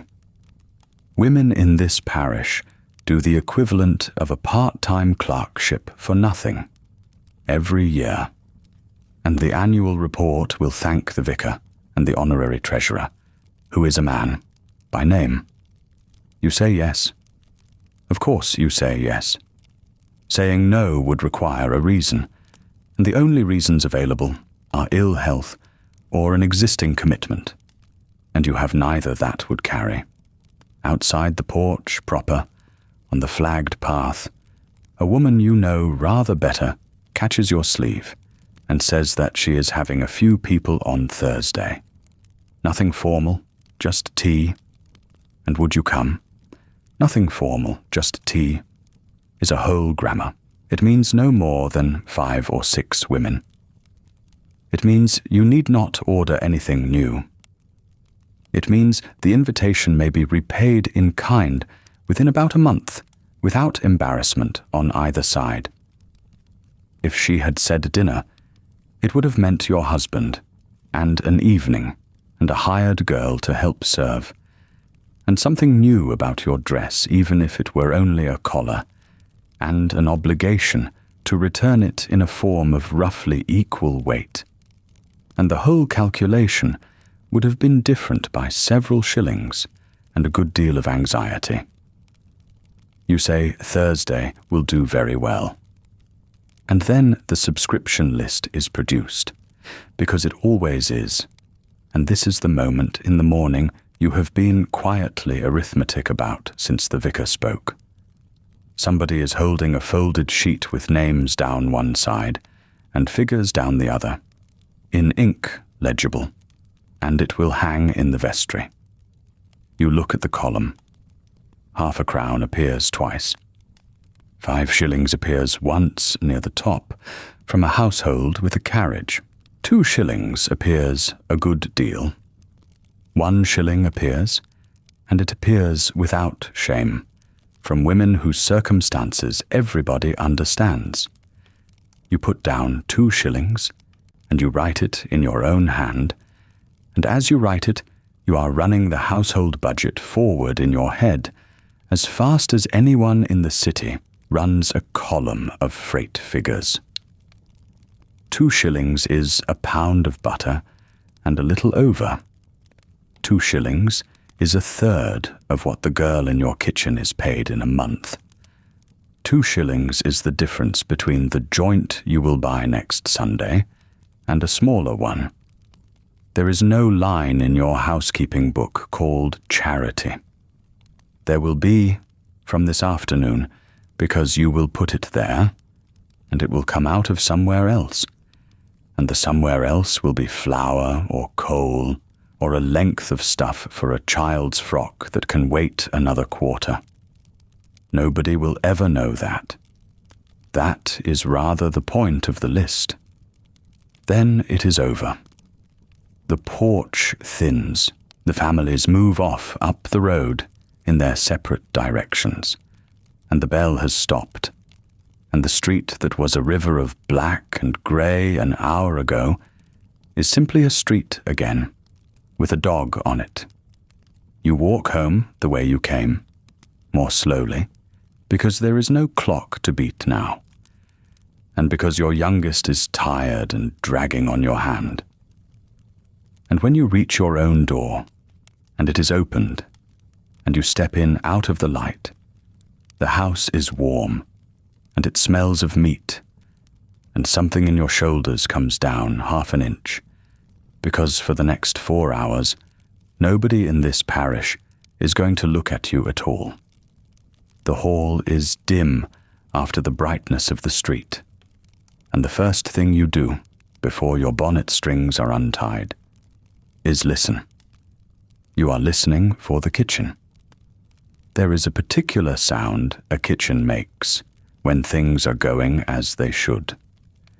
The small clatter of a dish set down, a door to the scullery swinging, water moving. If that sound is absent, or if it is the wrong kind of sound, you will know within 2 seconds, and you will be down the stairs before you have got your gloves off. Today, the sound is right, so you take your time. Pins out of the bonnet on the shelf where it lives. Gloves smoothed flat one inside the other because they are good ones, and they cost 11 shillings, and they will be wanted again next Sunday, and every Sunday after that. Your husband has gone into the parlour with the newspaper he is permitted to read on a Sunday, which is to say the religious weekly, and not the other one. The children are told to wash their hands, and told again a minute later. And then you go down, because whatever the arrangement of your household, the joint is your business and nobody else's. If it has come from the baker's, it arrives at the door in the hands of a boy, carried in the same dish it went out in on Saturday evening, covered with a cloth, the outside of the dish still too hot to hold comfortably. You have paid your penny, or your twopence, if the dish was a large one, and there were potatoes underneath.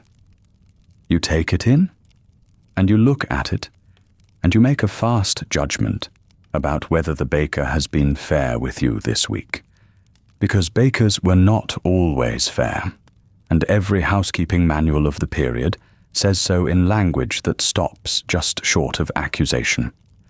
Meat left too near the mouth of the oven comes back dry at one end. Meat left too long comes back shrunken. You have no recourse if it is bad.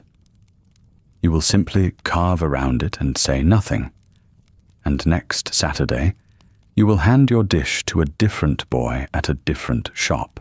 If you cook at home, which on this particular Sunday you do, because your kitchen has a range, and your household has the coal for it, then the joint has been in since before church, and the girl has been watching it, and the smell has been building in the house for 2 hours, with nobody there to smell it. The table upstairs is laid better than it is on any other day of the week. Not lavishly. Better. The cloth is the good cloth, which means the one without the darn near the corner. The knives are the ones that get the polish, and they have been polished, and there is a mark on the girl's fingers from doing it. There are table napkins, which on a Tuesday there are not. There is a cruet stand in the middle, with vinegar and oil in it, which nobody at this table will touch, because the cruet stand is not for use. It is for being a cruet stand.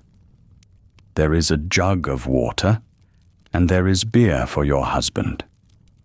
Now, the joint itself, and what it costs, because the whole shape of your week runs out from this one dish. You have bought, this week, a piece of beef of about 6 pounds, silver side, or a nice rolled rib if the month has been kind. Beef of decent quality in London, in the late 1870s, runs somewhere near 10p a pound, a little more for the good cuts, rather less for the ones that want long cooking. Call it 5 shillings for the joint, give or take. Add vegetables. Add the flour and the fat for a batter pudding. Add the penny for the baker's oven if you use it, and your Sunday dinner has cost you something in the region of 6 shillings. Your husband earns perhaps £140 a year as a clerk in a shipping firm, which comes to about £2 14 shillings a week. So the meat on this table is a little over 1/10 of everything that comes into this house in 7 days, spent in one afternoon. That is not extravagance. That is arithmetic done deliberately, and it is done by you, because that joint is not one dinner. It is 3, and possibly 4, and the whole point of buying 6 pounds of beef rather than 3 is that it goes forward. Today it is hot, with the pudding under it catching the fat.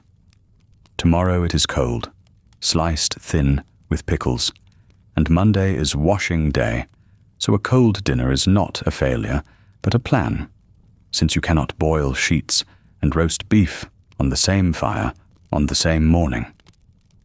Tuesday it is hashed, which means the last of it cut small and warmed through in gravy, with whatever is left of the vegetables, and a little browning. Wednesday, if you have been careful, the bone goes into a pot with barley and an onion and becomes soup. And the soup is a dinner too, and the bone was free because it came attached to the beef you already paid for. A woman who buys 3 pounds of beef on Sunday eats meat on Sunday. A woman who buys 6 pounds of beef on Sunday eats meat until Wednesday. The second woman is not richer. She is better at this. And the skill is entirely invisible, because the only evidence of it is that nobody in the house ever notices there was a problem. The joint comes up. The children are seated. Your husband carves, and this is not negotiable, and not a small thing.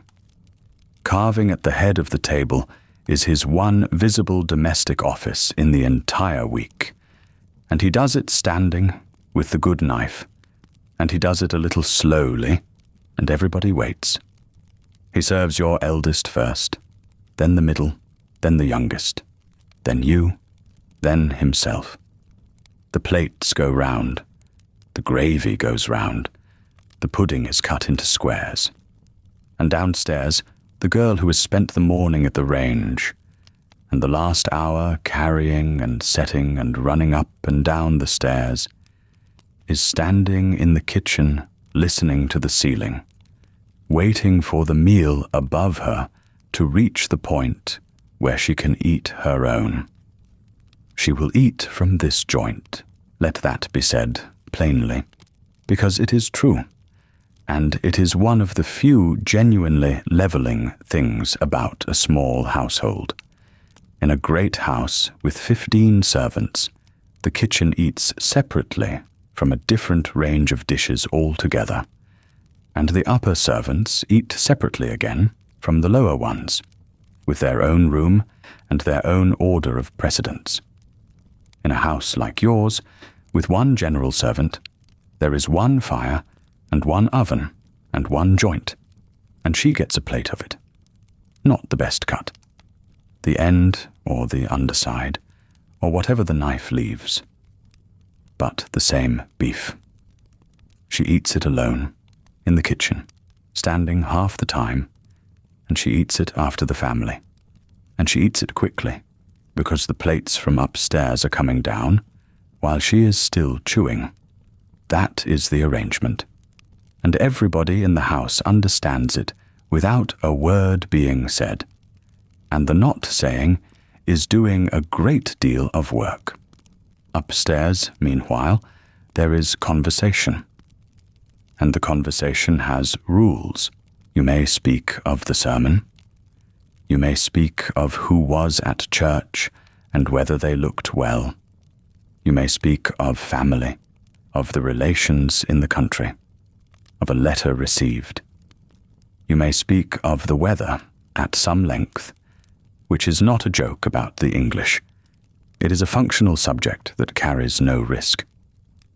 You may speak of the children's lessons, of a book of the improving kind, of a piece of parish business. You may not speak of business. Not your husband's firm, not the state of trade, not money, not the price of anything, on a Sunday, at this table. It is a Sabbath, and the Sabbath excludes the counting house even in conversation. And so the entire subject that pays for the beef on the plate is barred from the room in which the beef is eaten. You may not speak of amusements. No theatre, no card party, no comic paper. If your eldest begins a sentence about something he saw in a window on Friday, and the something is frivolous, his father will not scold him, but he will finish his mouthful and look at him, and the sentence will die. And you may not quarrel. Whatever the disagreement is, and there is always one, it is postponed.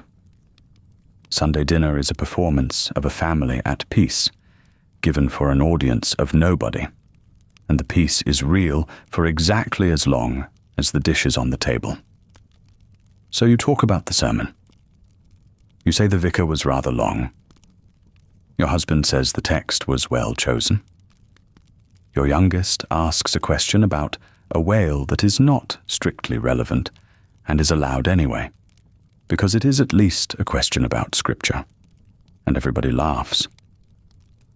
And the laugh is the best thing that happens in this room today.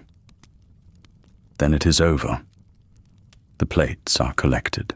The remains of the joint go back down covered, and you go down after it, because what is left has to be dealt with now, while it is fresh, and dealing with it is not a thing you leave to a tired girl. The meat comes off, the fat is set aside in a basin, because dripping is money, the bone goes in the crock, the dish is scraped and put to soak. You look at what is left, and you count Monday and Tuesday in your head, and you find that it will do. Upstairs, the cloth is shaken and folded. The knives are wiped. The parlour fire is made up, if it is a day for one. And a silence comes down over the house that is quite unlike any other silence in the week, because the meal is finished, and the church is finished, and there is nothing whatever left to do until the evening, and nothing whatever that anybody is permitted to do instead. The clock in the hall says 20 minutes past 2. The afternoon is in front of you, like a long, flat, well-swept road, with nothing on it at all. The parlour, on a Sunday afternoon, has a quality of light that you would recognize blindfolded. It comes through net curtains that were washed on Thursday and hung damp so they would dry flat, and it arrives in the room already softened, already a little grey, laying itself across the carpet in 2 long rectangles that will creep towards the fender over the next 3 hours. You will watch them move. That is not an exaggeration. On a Sunday afternoon, in a house like this one, watching the light cross a carpet is among the activities available to you. The children are arranged. Your eldest has a book.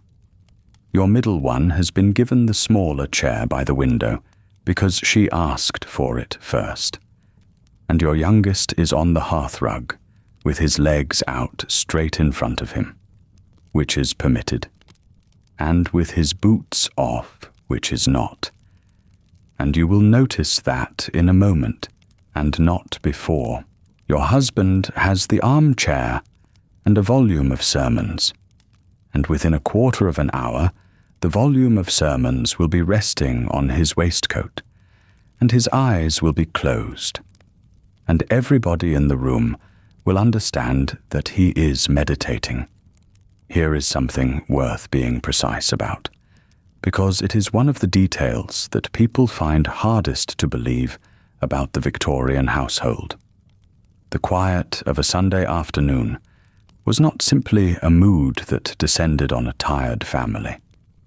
It was a set of rules, and the rules were specific, and they were enforced. Novels were out. Not all novels in all houses, but in a great many houses of this sort. On this day, a work of fiction was put away on Saturday night with the work basket, and not taken out again until Monday.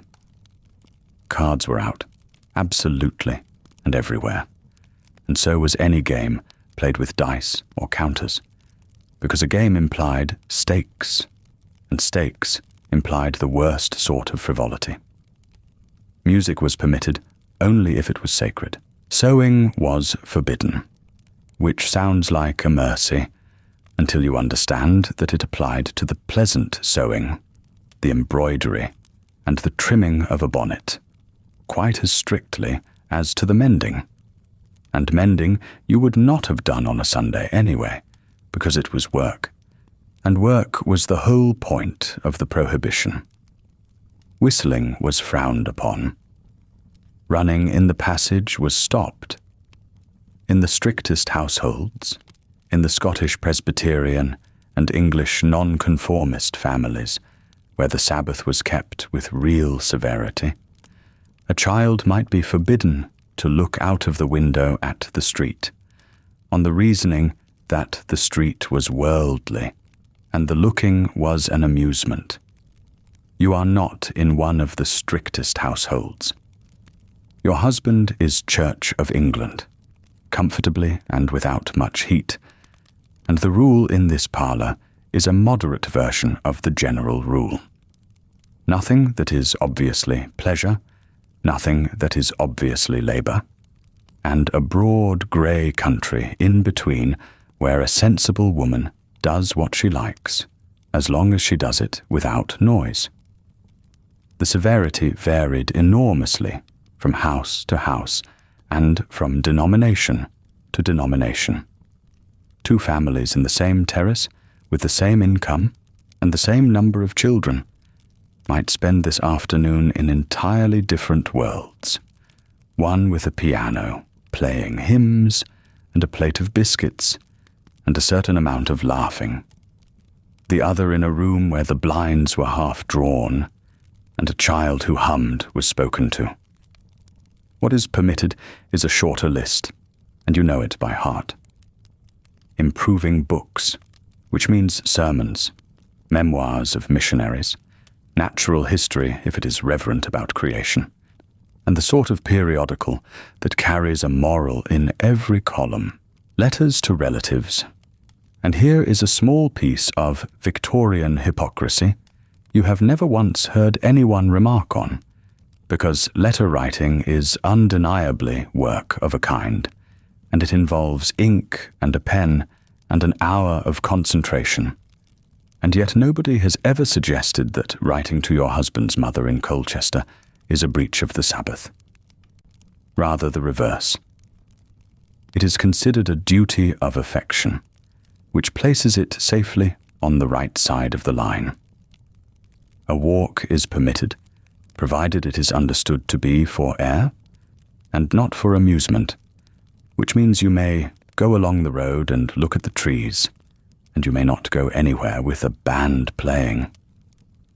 And there was the great argument of the age, running underneath all of this.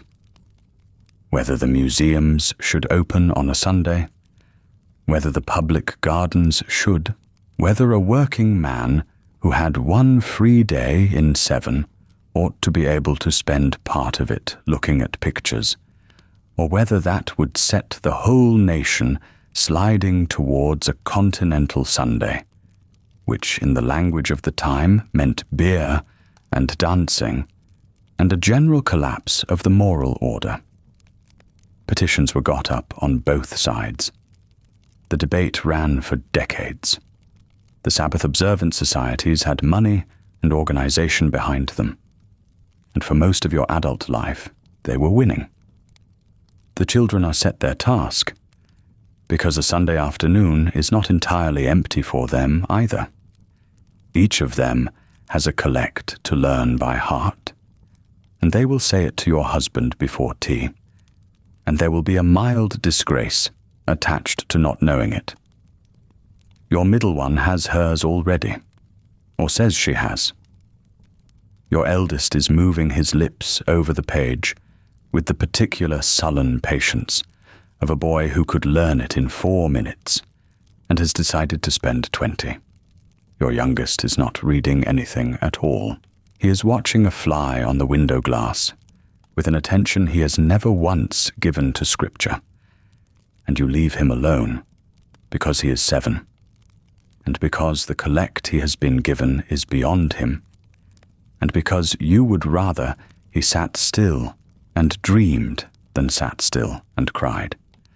The boredom of the Victorian Sunday is not something invented later by people looking back and disapproving. The Victorians complained about it themselves, loudly, in print, and at length. Grown men wrote memoirs of their childhoods, in which the Sabbath appears as the longest and heaviest day of the week, a day of dark clothes and closed cupboards, and a clock that would not move. Children who grew up in the severe households remembered the toys locked away on Saturday night and given back on Monday morning. Even inside the church, there were clergymen who worried that a day made so joyless for the young was training a generation to associate religion with tedium, and that the association would outlast the obedience. They were right about that, as it turned out. The 2 rectangles of light have reached the edge of the fender. Your husband is asleep with a book of sermons on his chest. The fly has gone. Your youngest has quietly put his boots back on, unasked, having sensed something in the air. And now, if it comes at all, comes your hour. Understand what a strange thing this is. You have been awake since before 6. You have dressed 3 children and yourself in the best clothes in the house. You have got the household to church, and through 90 minutes of it, and home again. And you have got the dinner up, and served and cleared and dealt with. And the dripping is in its basin, and the bone is in the crock. And Monday and Tuesday are accounted for, and for the first time since Saturday afternoon, there is nothing that anybody requires of you in the next 90 minutes. You could sit down.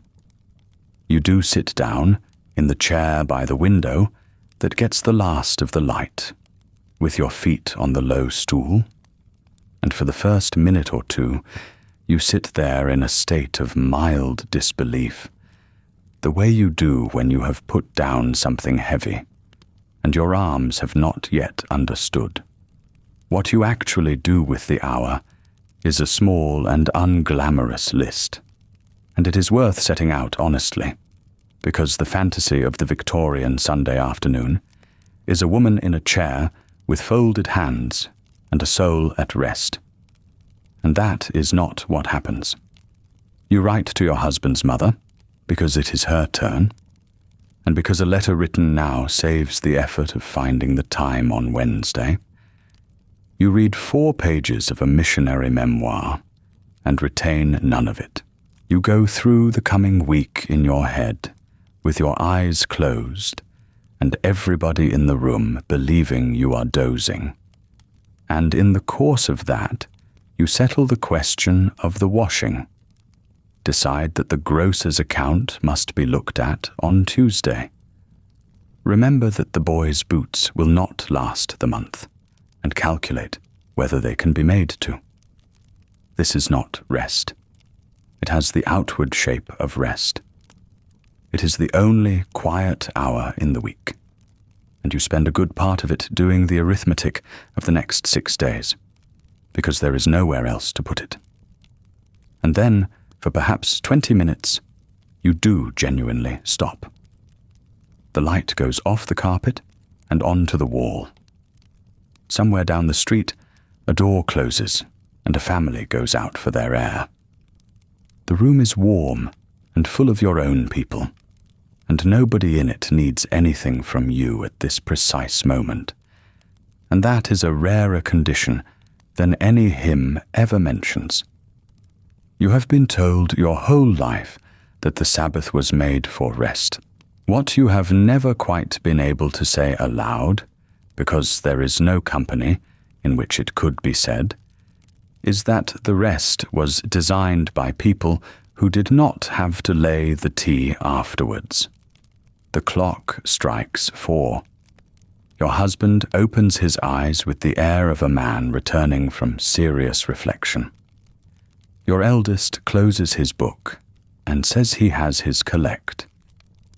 And you stand up and smooth your skirt, and the hour is over, and downstairs the kettle will need filling, because the girl is going out at 5. Downstairs the kettle is filled, and the fire in the kitchen range, banked low all afternoon, is coaxed up just enough to boil it. You do this yourself. The girl is upstairs in the small room under the roof, putting on her other dress. which is not her print morning dress and not her black afternoon one, but a third thing, kept in a box, worn once a week, and you know, without having seen it, that it has a bit of ribbon on it somewhere that she would not wear in your house on any other day. She comes down at 5 with her bonnet already tied. She says the things she is expected to say. The cold meat is on the slab under a cover. The bread is cut. There is water in the jug on the landing. She will be back by 10. And you say 10? And she says, yes, ma'am. And both of you are aware that 10 is the outer edge of a number that was once 9. Then the back door closes, and the sound it makes going into its frame is different from every other sound the house makes, because it is the only door in the building that shuts behind somebody leaving for her own reasons. Here is what her half-day actually contains, and it is worth being exact about it, because the phrase makes it sound like an afternoon. She has been up since 5:30 this morning. She lit the fire that boiled the water that the 5 of you washed in. She carried the cans. She laid the breakfast, cleared it, sat at the edge of the parlour, with her hands still and her back to the wall for family prayers, walked to church in your wake, came back, brought up the joint, served it, cleared it, washed every plate of it, ate her own dinner, standing or sitting alone in the kitchen, depending on how the day ran, scoured the roasting tin, laid the fire ready for the morning, and only then went up to change. Her half-day begins at 5 in the evening. It ends at 10. That is 5 hours, and out of those 5 hours she must take the walking. Her people are in Hoxton.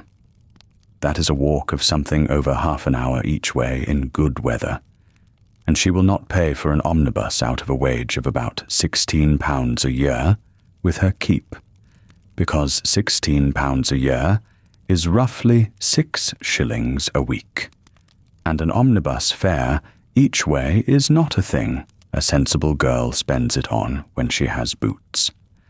So take an hour off the 5 for the road.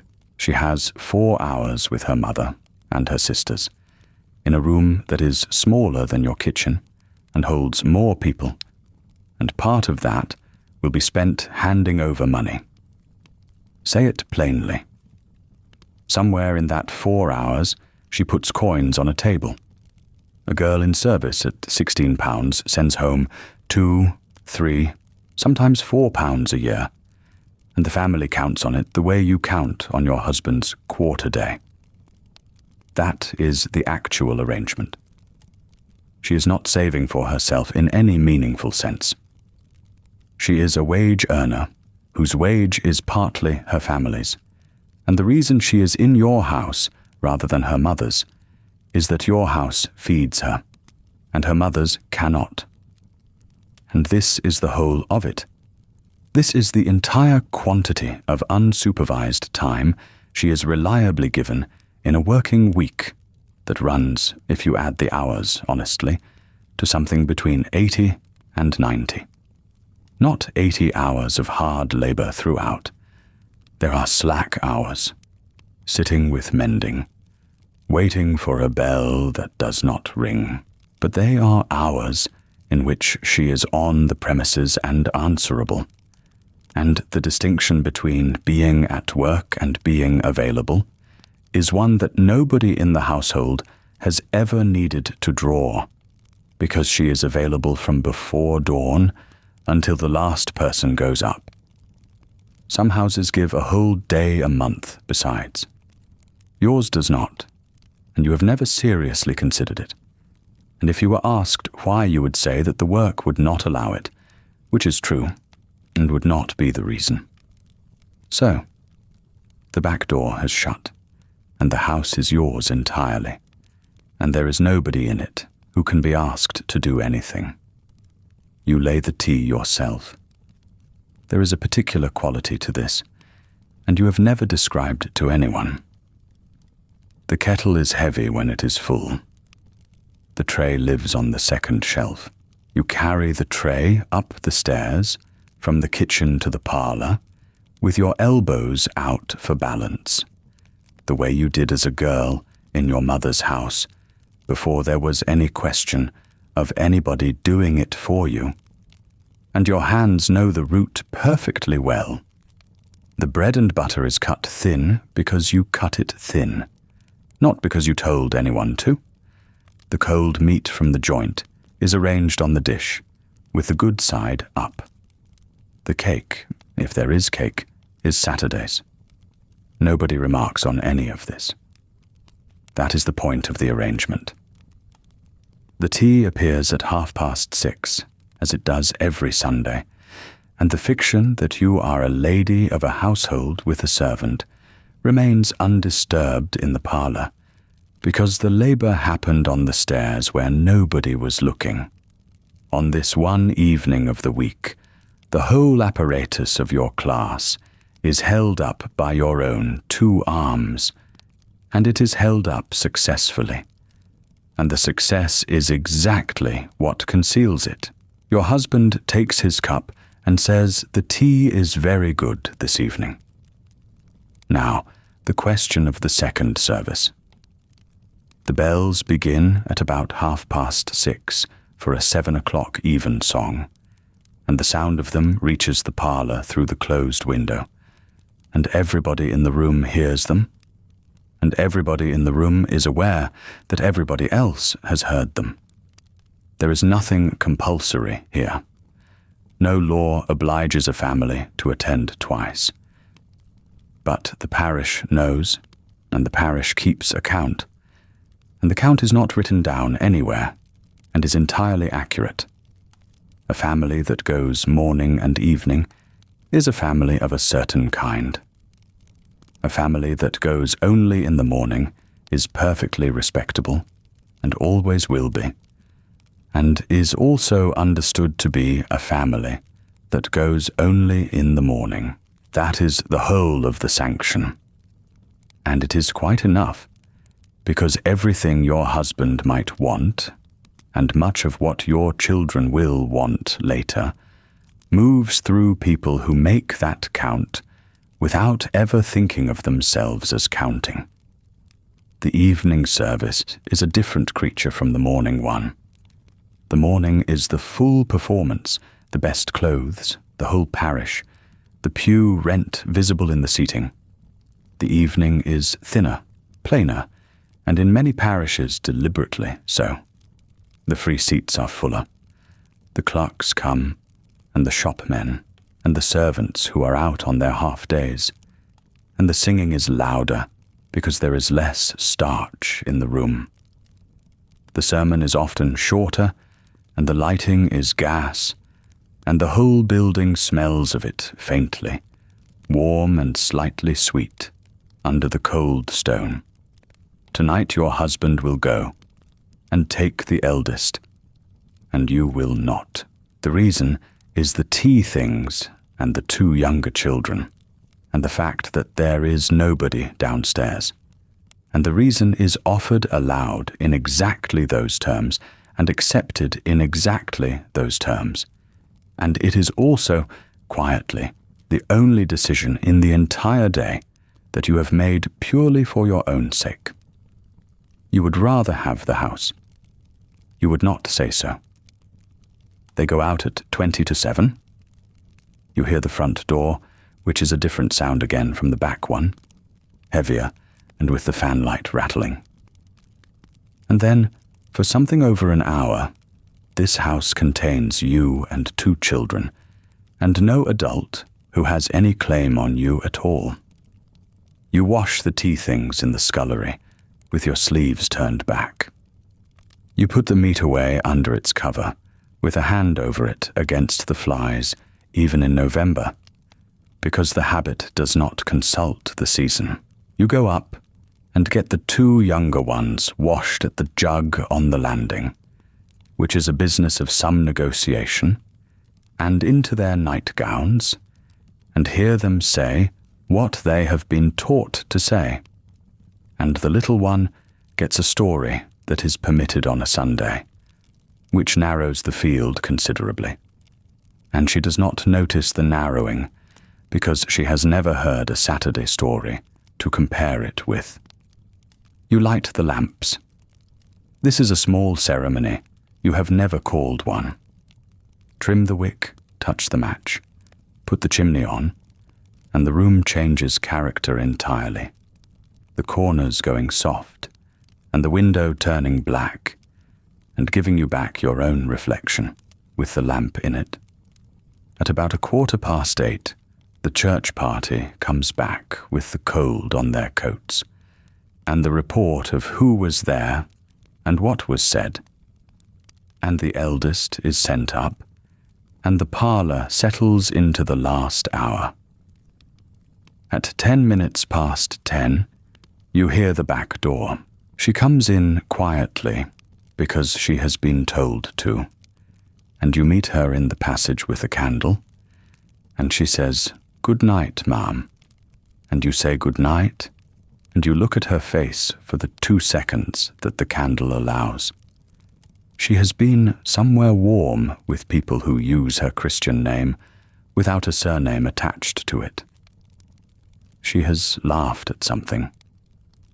You can see that she has, in the way the cold has got into her cheeks and not gone out again, and you find you are glad of it.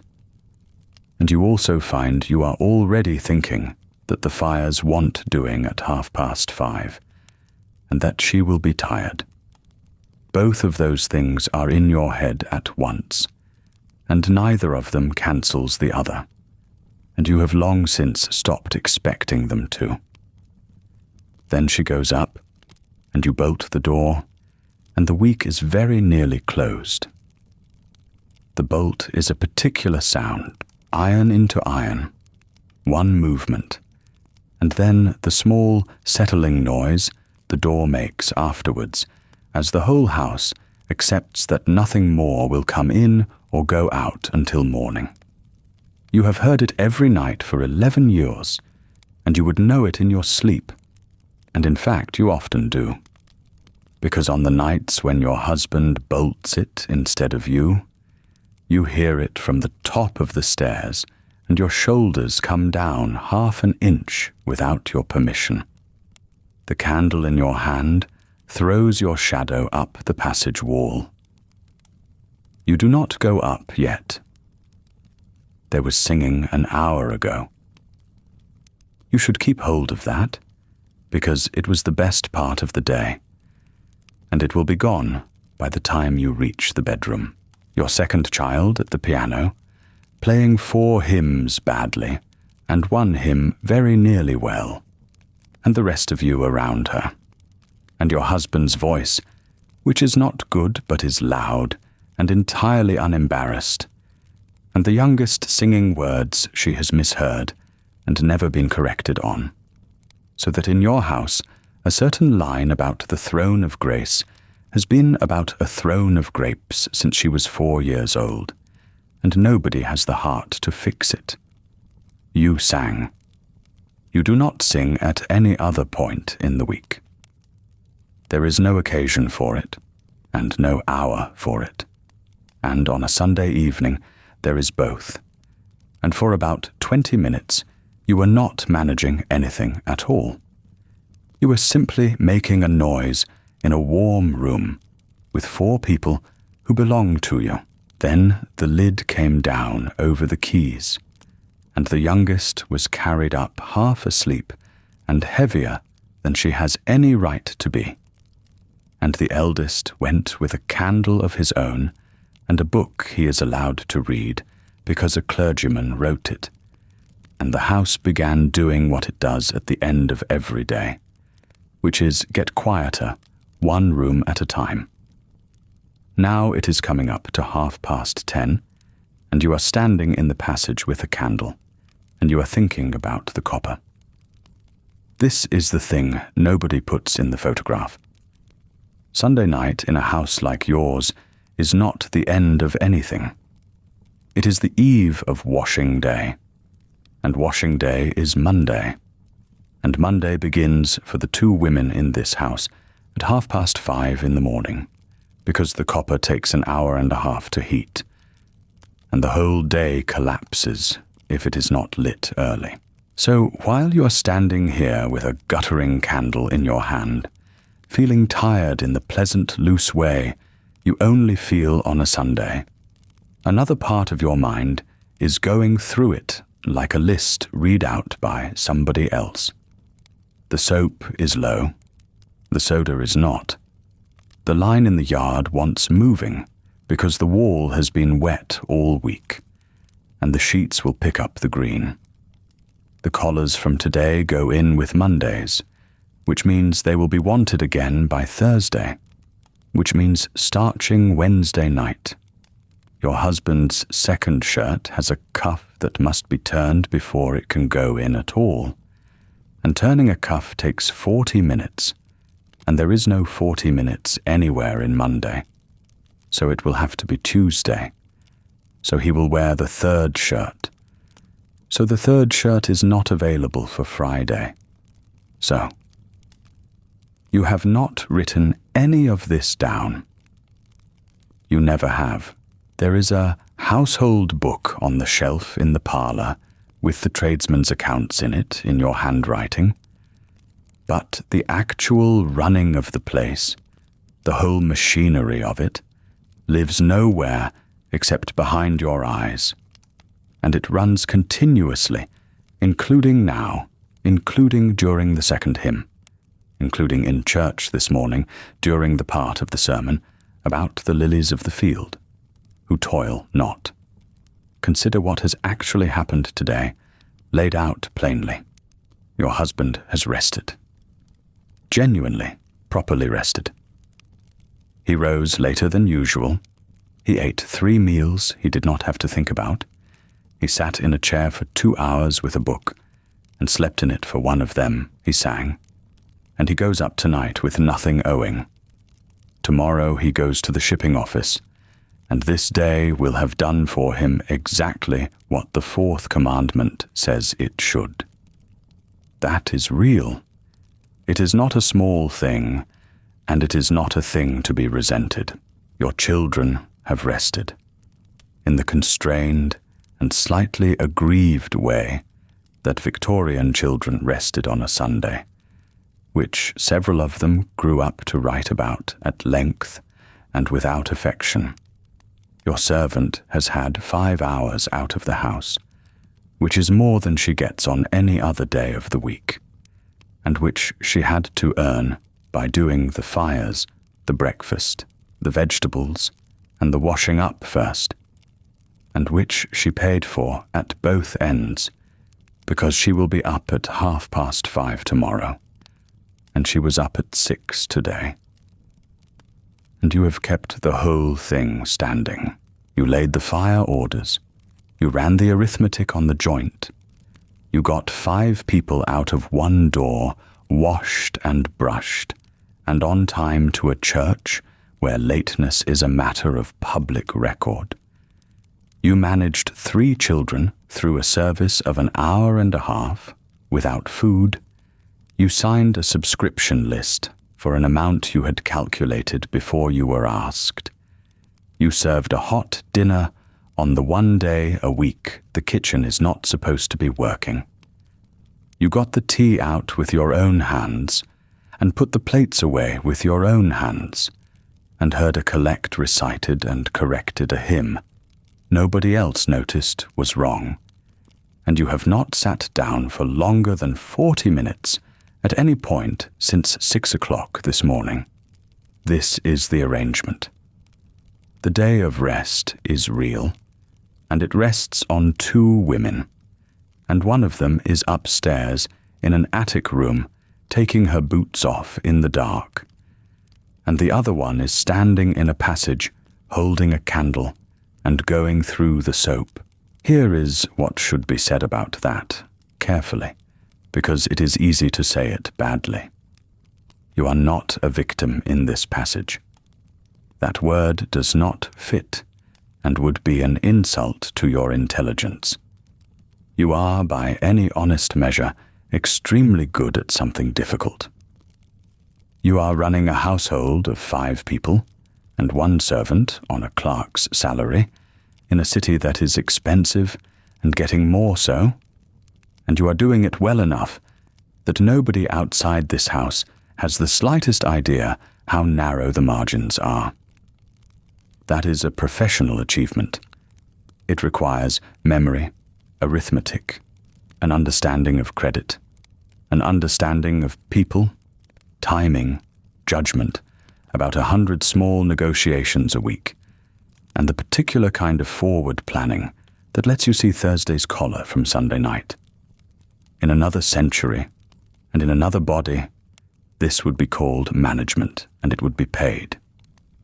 Here it is called nothing. It has no title, and no wage, and no holiday, and no way of stopping.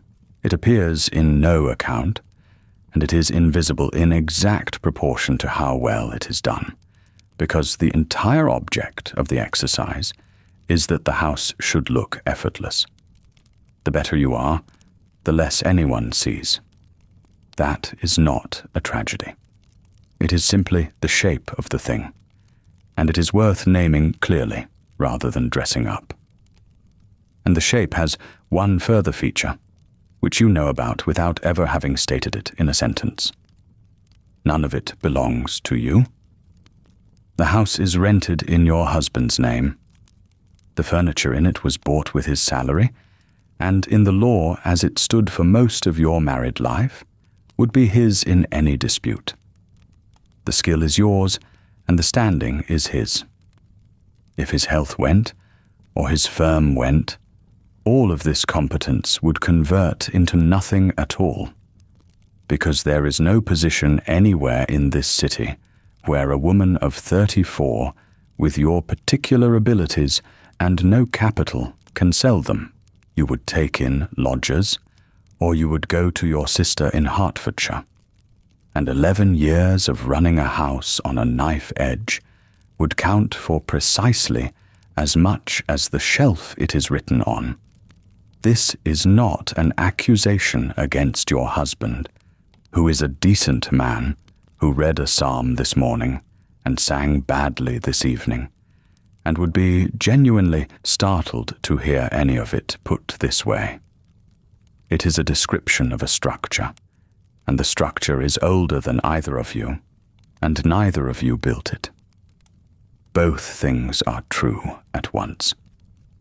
The skill is real. The credit does not exist. You have long since stopped waiting for the second one to arrive, and you have not stopped doing the first one well. And there is something in that which deserves to be called by its proper name, which is not endurance and is not martyrdom.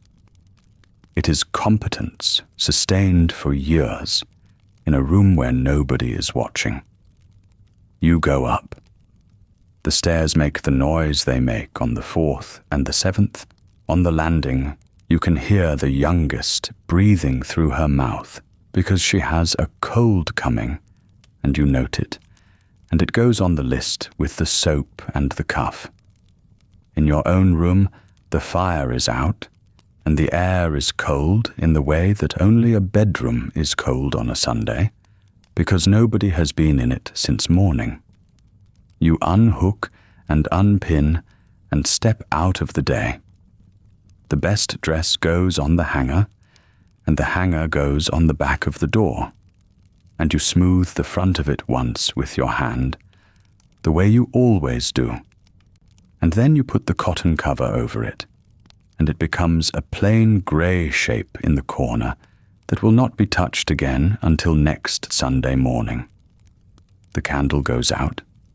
Downstairs, the case clock in the passage keeps going, and the copper stands cold in the scullery, and the bolt holds, and the whole of the week ahead waits somewhere out past the window, with the sound of a late cab going up the road and away. And the house is quiet, and you sleep